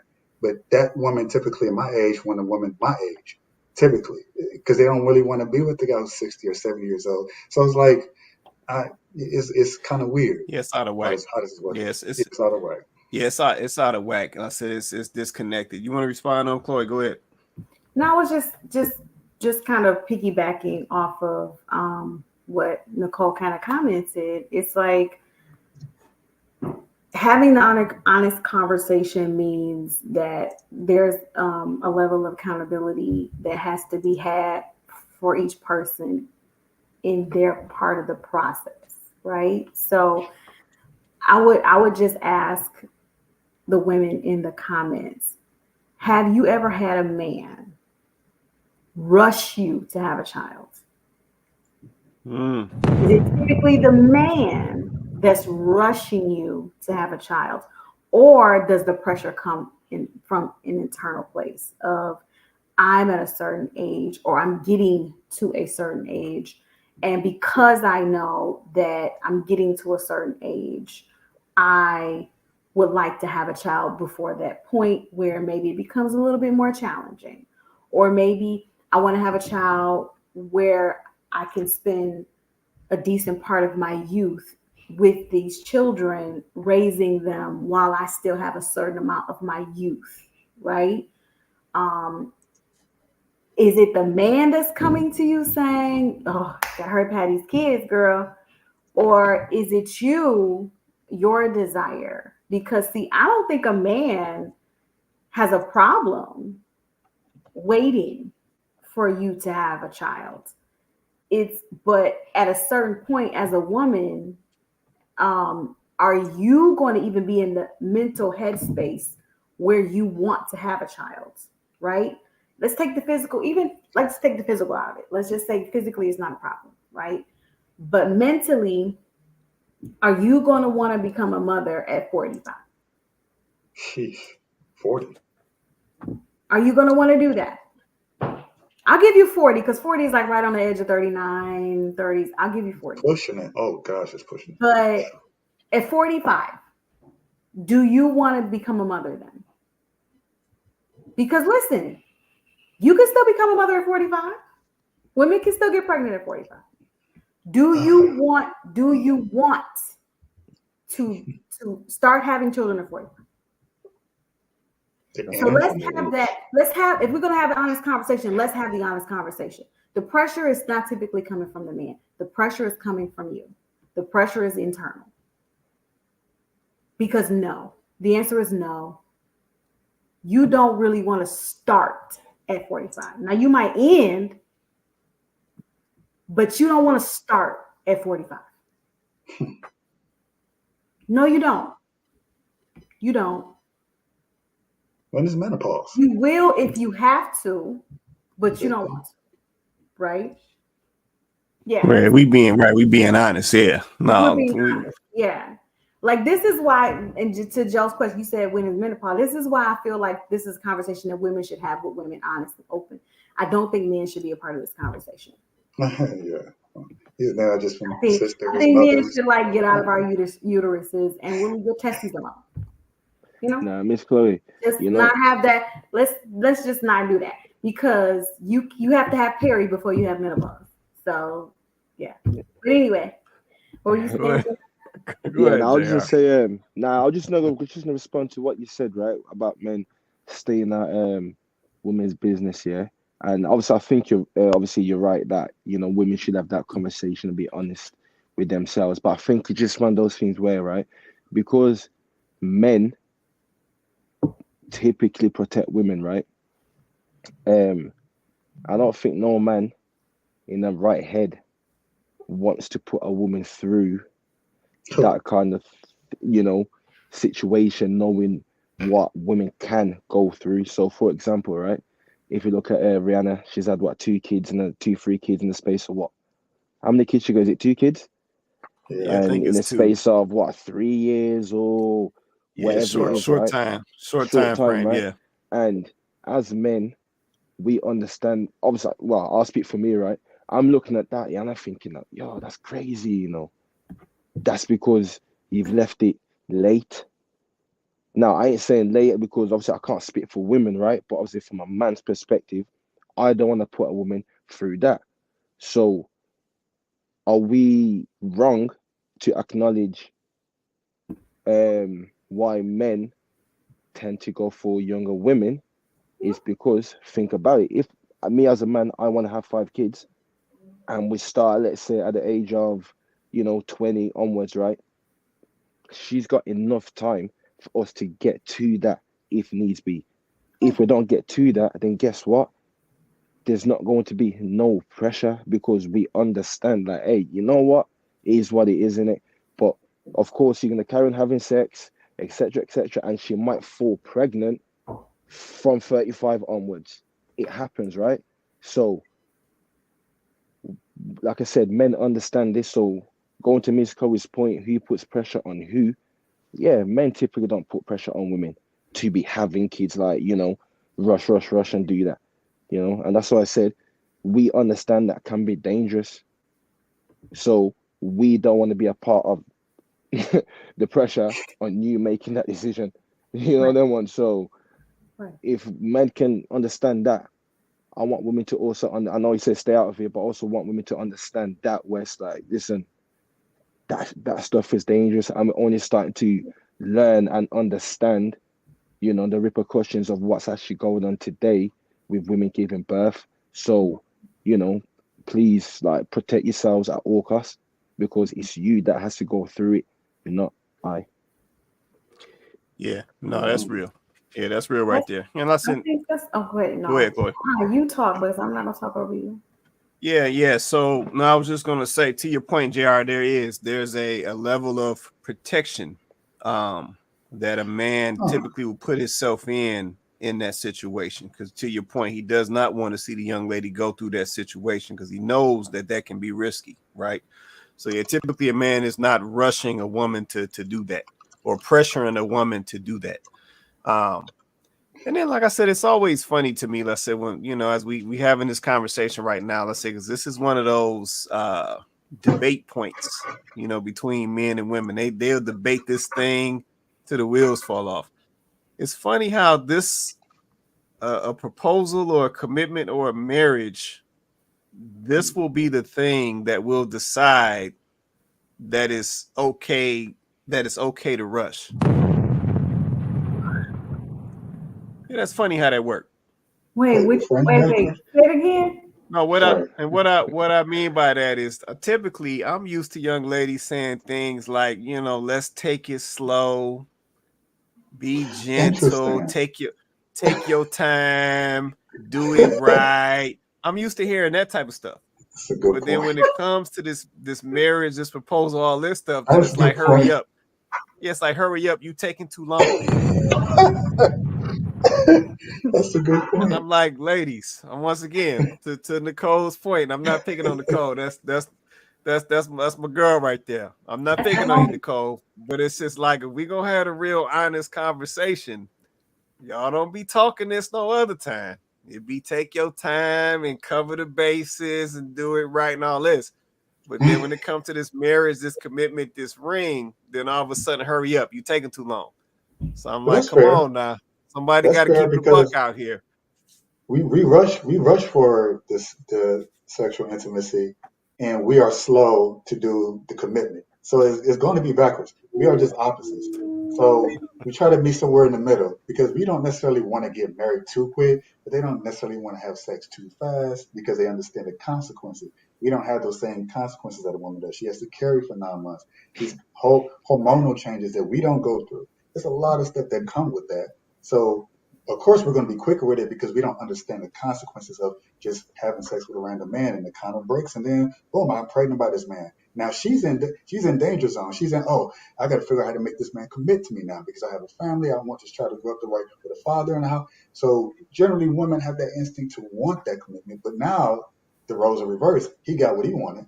She wants what she wants. But now she's counting on him. Basically, she's cashing her chips. Okay, I'm giving you what you want, but are you going to give me what I want on the back end? So he's going to rush to he's going to rush to get his chips off the table. She wants to go to rush to get her chips, but it's supposed to be a balance in between. So I think biologically that's just the way it is. Of course we're going to rush for sex because we don't have any stakes in the game. We just, oh, it feels good, orgasm, oh, that feels great, and then we walk away. Now she's wondering after we walk away, am I pregnant or not?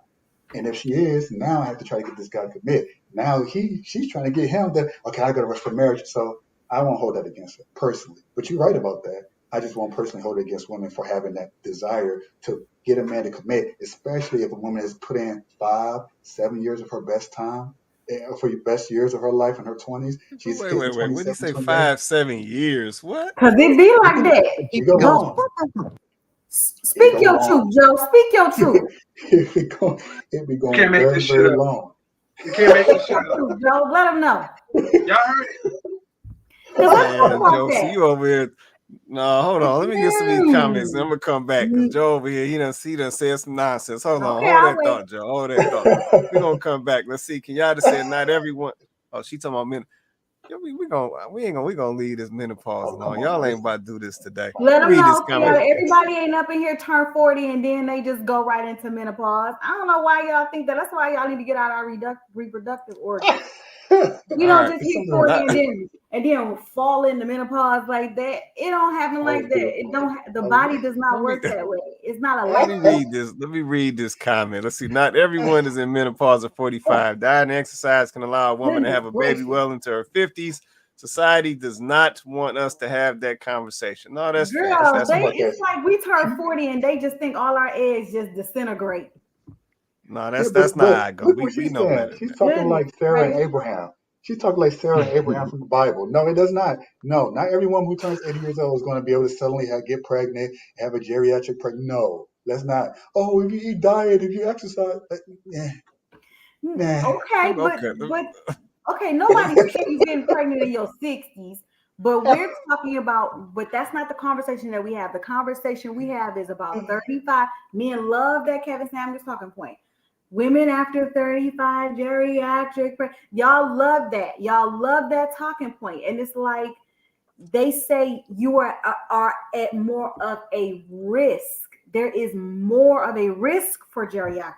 But they don't say that automatically at 35, you're going to have a geriatric pregnancy and you're going to be at risk and it's going to be harder for you and you can't get pregnant. Like, that's not the communication. They're simply telling women of the things that they need to consider at different age groups when you talk about getting pregnant, right? Like that's what we're saying. So that's why Kenyatta is saying, yes, if you are a relatively healthy woman and you're taking very good care of yourself, then there are some things that you can, it's not about stopping the process, right? It's not about stopping the process, but you can help the process, you can ease it. And there are ways for you to prolong certain things that do happen in life based off of how well you take care of yourself. If you know how to manage and balance your hormones, then some of those symptoms you might not even have.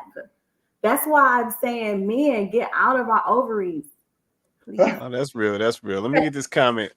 See, Tiffany Weaver, she said the pressure is from women. Let's see, if I had it my way, the way I had set in my head, I would have gotten married and started having kids in my early 30s. Fortunately for me, the Lord blessed me with my little 4-month-old in my 40s. I understand it's not for everybody. My testimony delayed but not denied.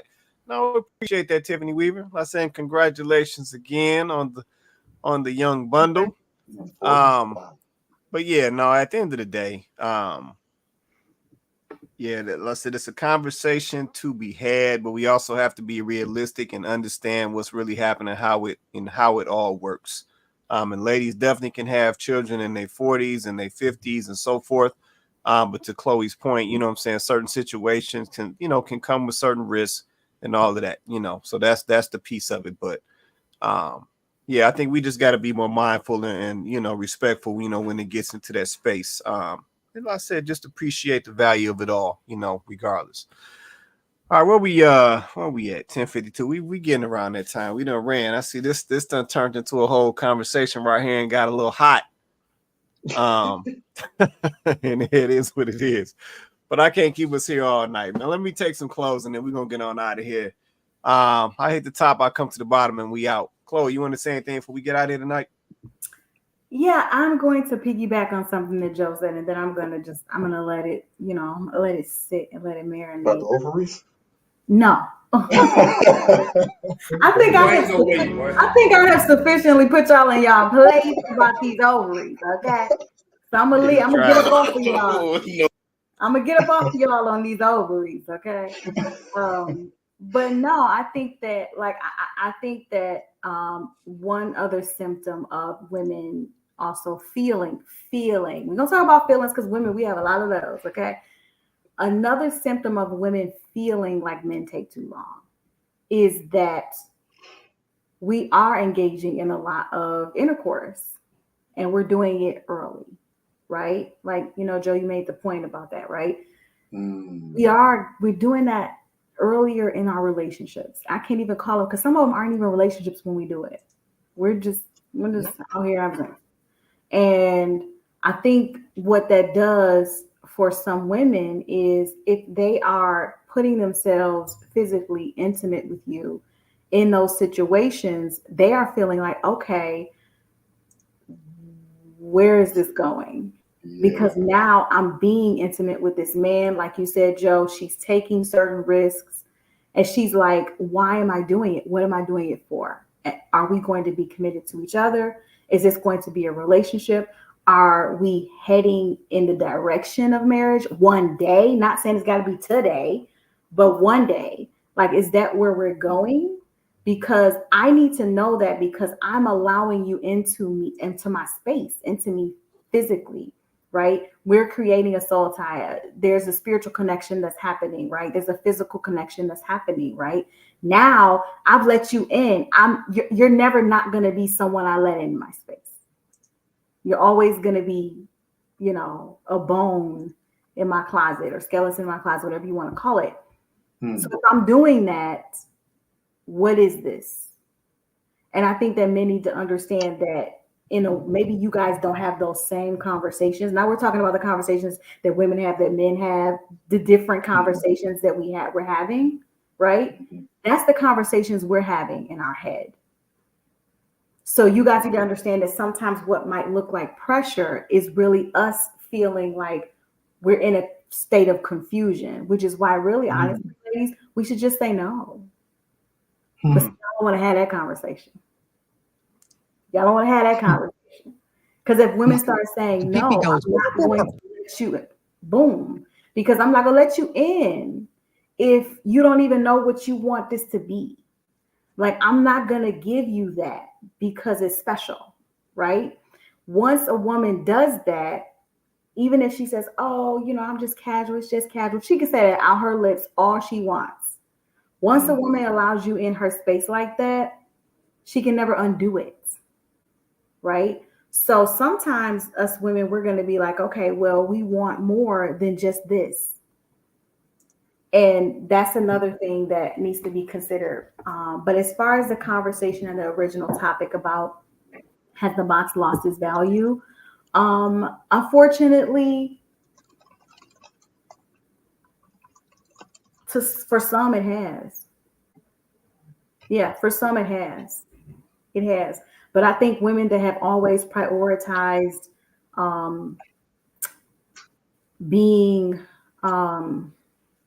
women of value, then no, it hasn't. A woman of value can still get whatever she wants from a man. A woman of value, no, box is not a problem. It's not a problem. I think that's part of the reason, ladies, and it's the last key I'm going to give. I think that's part of the reason, ladies, why y'all running around here saying, why aren't the older women mentoring us? Why aren't they telling us this or telling us that? You know why some of these women ain't telling you this and telling you that? One, some of them have taken on that modern mindset too. So you ain't gonna get nothing out of them anyway. But for the ones who haven't taken on that modern feminist mindset, the reason why they're not telling y'all is because they coming behind y'all and sweeping up all the leftovers. Mm.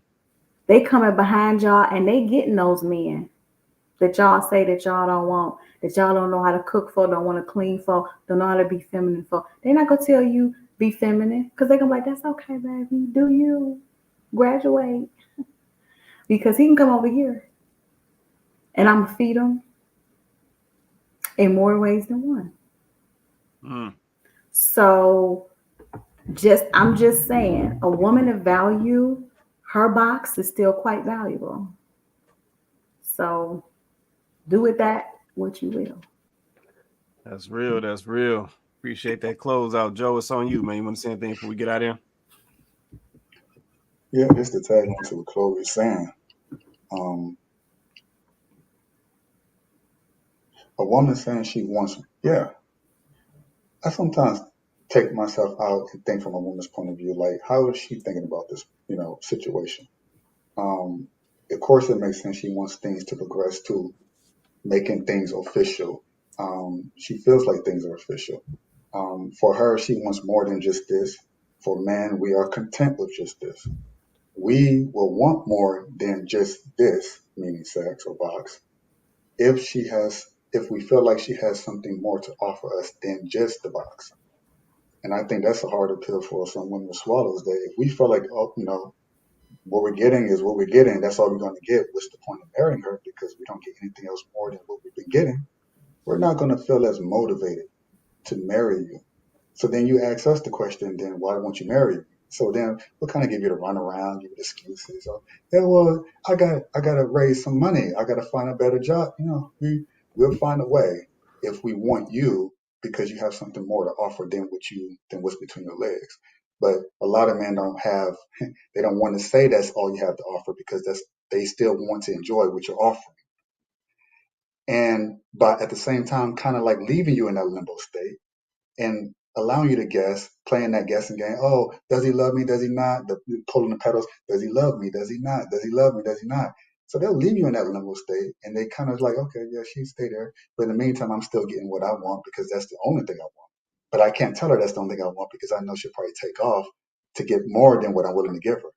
So you then have, as a woman, have to be smart enough to realize, okay, by year 2, 3, 4, 5, 7, 8, 10, your golden years, when 28, 29, your prime years, and then you're reaching 35, okay, you're pushing it, 40, okay, you still with this guy who didn't want it, but you still convinced that eventually it'll come. Nah, it's not. He's already made up his mind by your end of year 2 or 3. You just haven't caught up yet. And he's not letting you in on his secret, but you should be wise enough to realize, okay, something's off here. Let's see. Secondly, what was I going to say?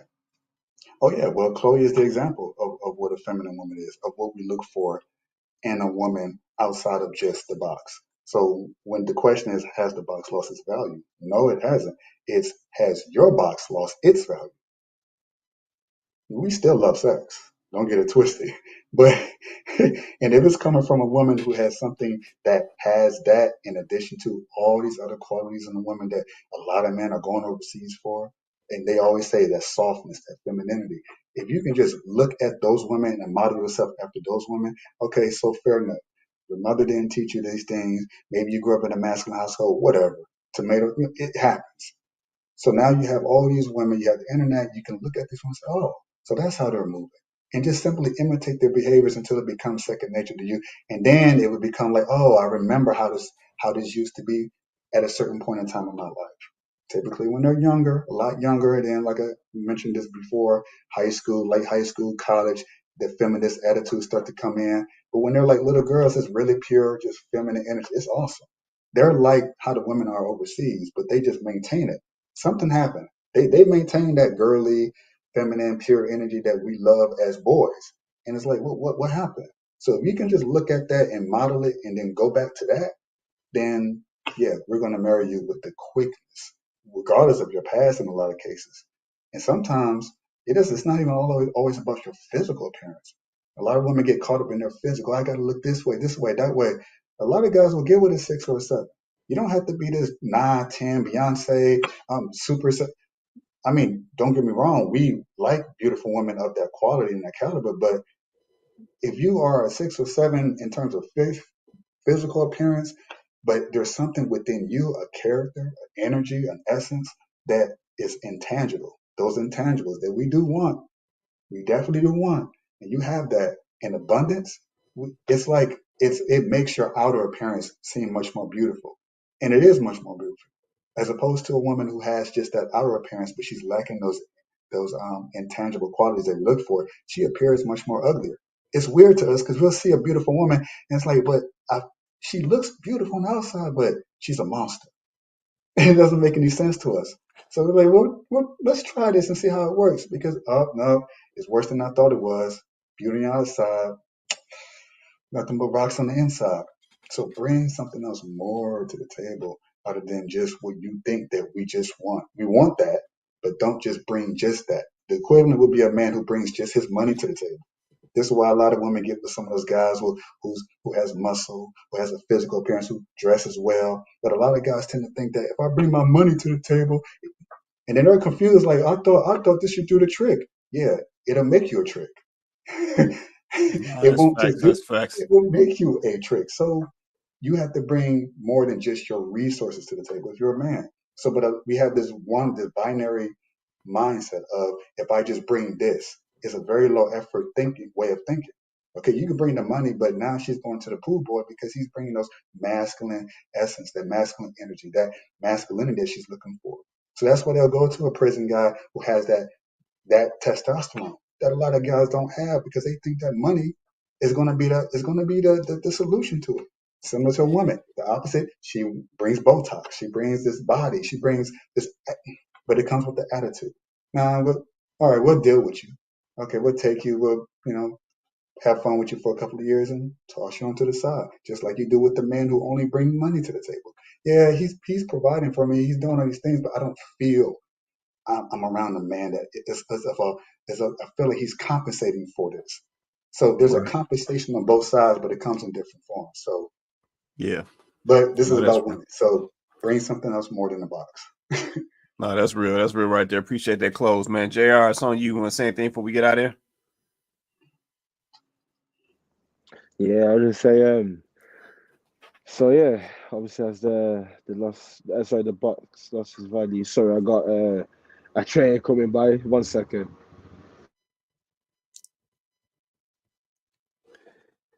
Well, I'll do this just for sake of time, JR. Hold that thought. I'm gonna come right back to you, man. I'm just gonna say this in closing, and I'm gonna circle back to JR. I want to use this comment because I think this is important. Nicole said, "I don't think men value women's tangibles." We definitely do. We definitely do, and I think that is the root of the video that we saw today. Yep, the intangibles is what's going to carry you a long way. This is what these guys are going to be looking for. Yeah, my man said the box, he tired of that. He done with that. So that's out the gate. So now it's going to come down to your character, your personality, what you bring in, your value add, your attitude. Those are the things that's going to take you a long way. And those are the things that guys do value and that they cherish and that they make their decisions based on. This is why it's important that men and women talk. Yeah, because I think we've made a lot of assumptions about each other, but we don't actually know the truth and how the opposite sex is actually thinking and how they look at things, which is why we try to bridge the gap on this show, which is why we have the panel of women, of men to see both or hear both sides and understand the perspectives.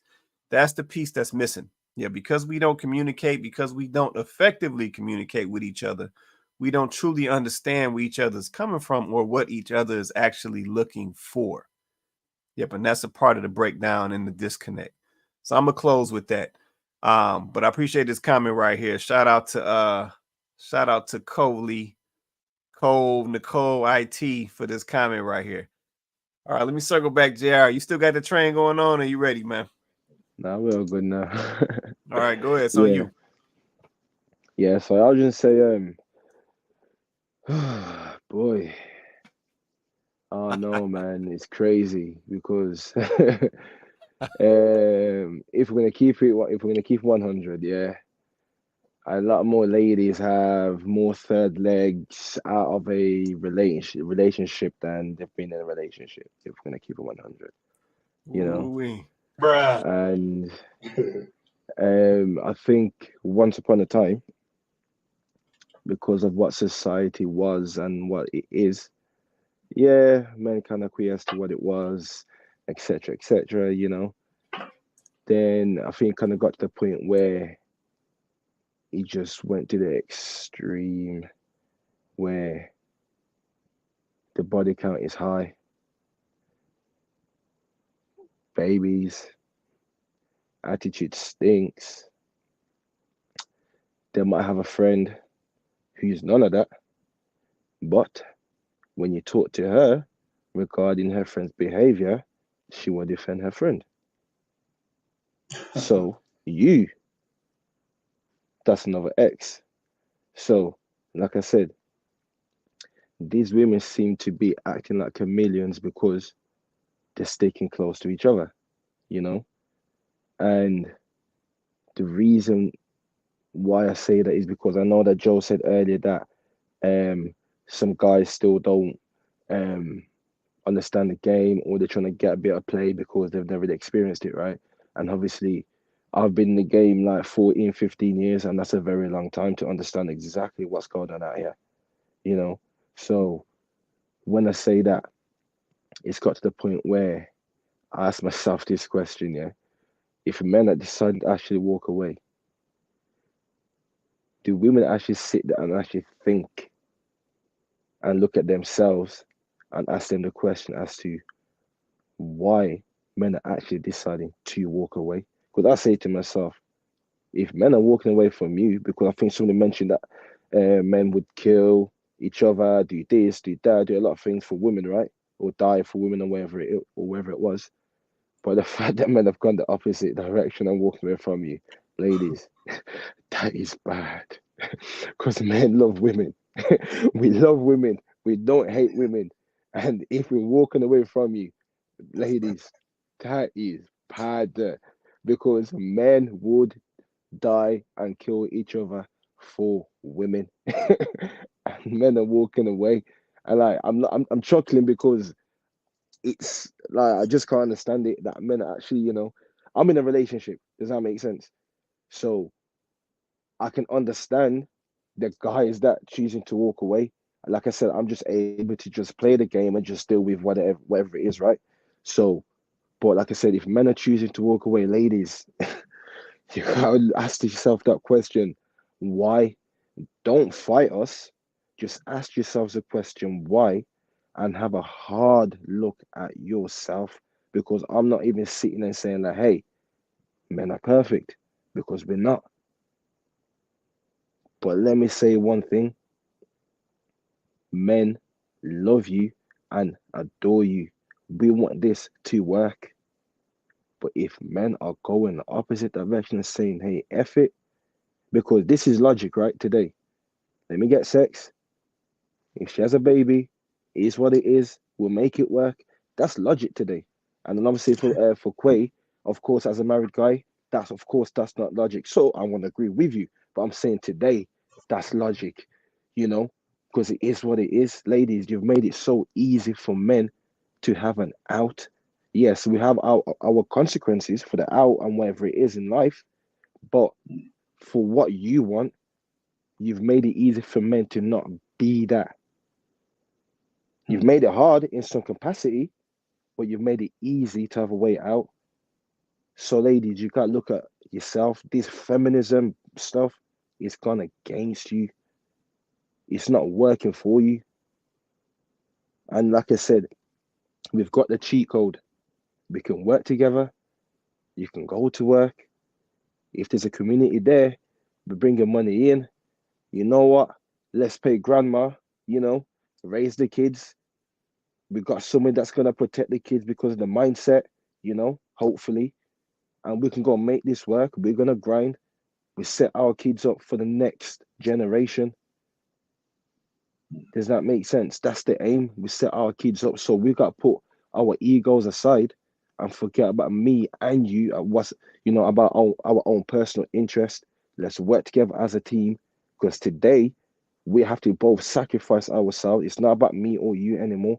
It's about us coming together on the same team, make this work so the next generation can thrive. So let's put our egos aside, this battle, whatever it is, let's come together and make this work. Because if we don't, because like I said, I'm 28, right? I ain't got no kids. We need to save what's coming up right now and the next. Because if we don't, it's just going to carry on and carry on and carry on. And we don't know what's going to happen. So, like I say, let's come together and make this work. And once again, thank you for having me on. Dope conversation. I appreciate that. No doubt, no doubt. Appreciate that close, man. Let's say great points, great points. But yeah, like I said, we really got to think about what's going on out here.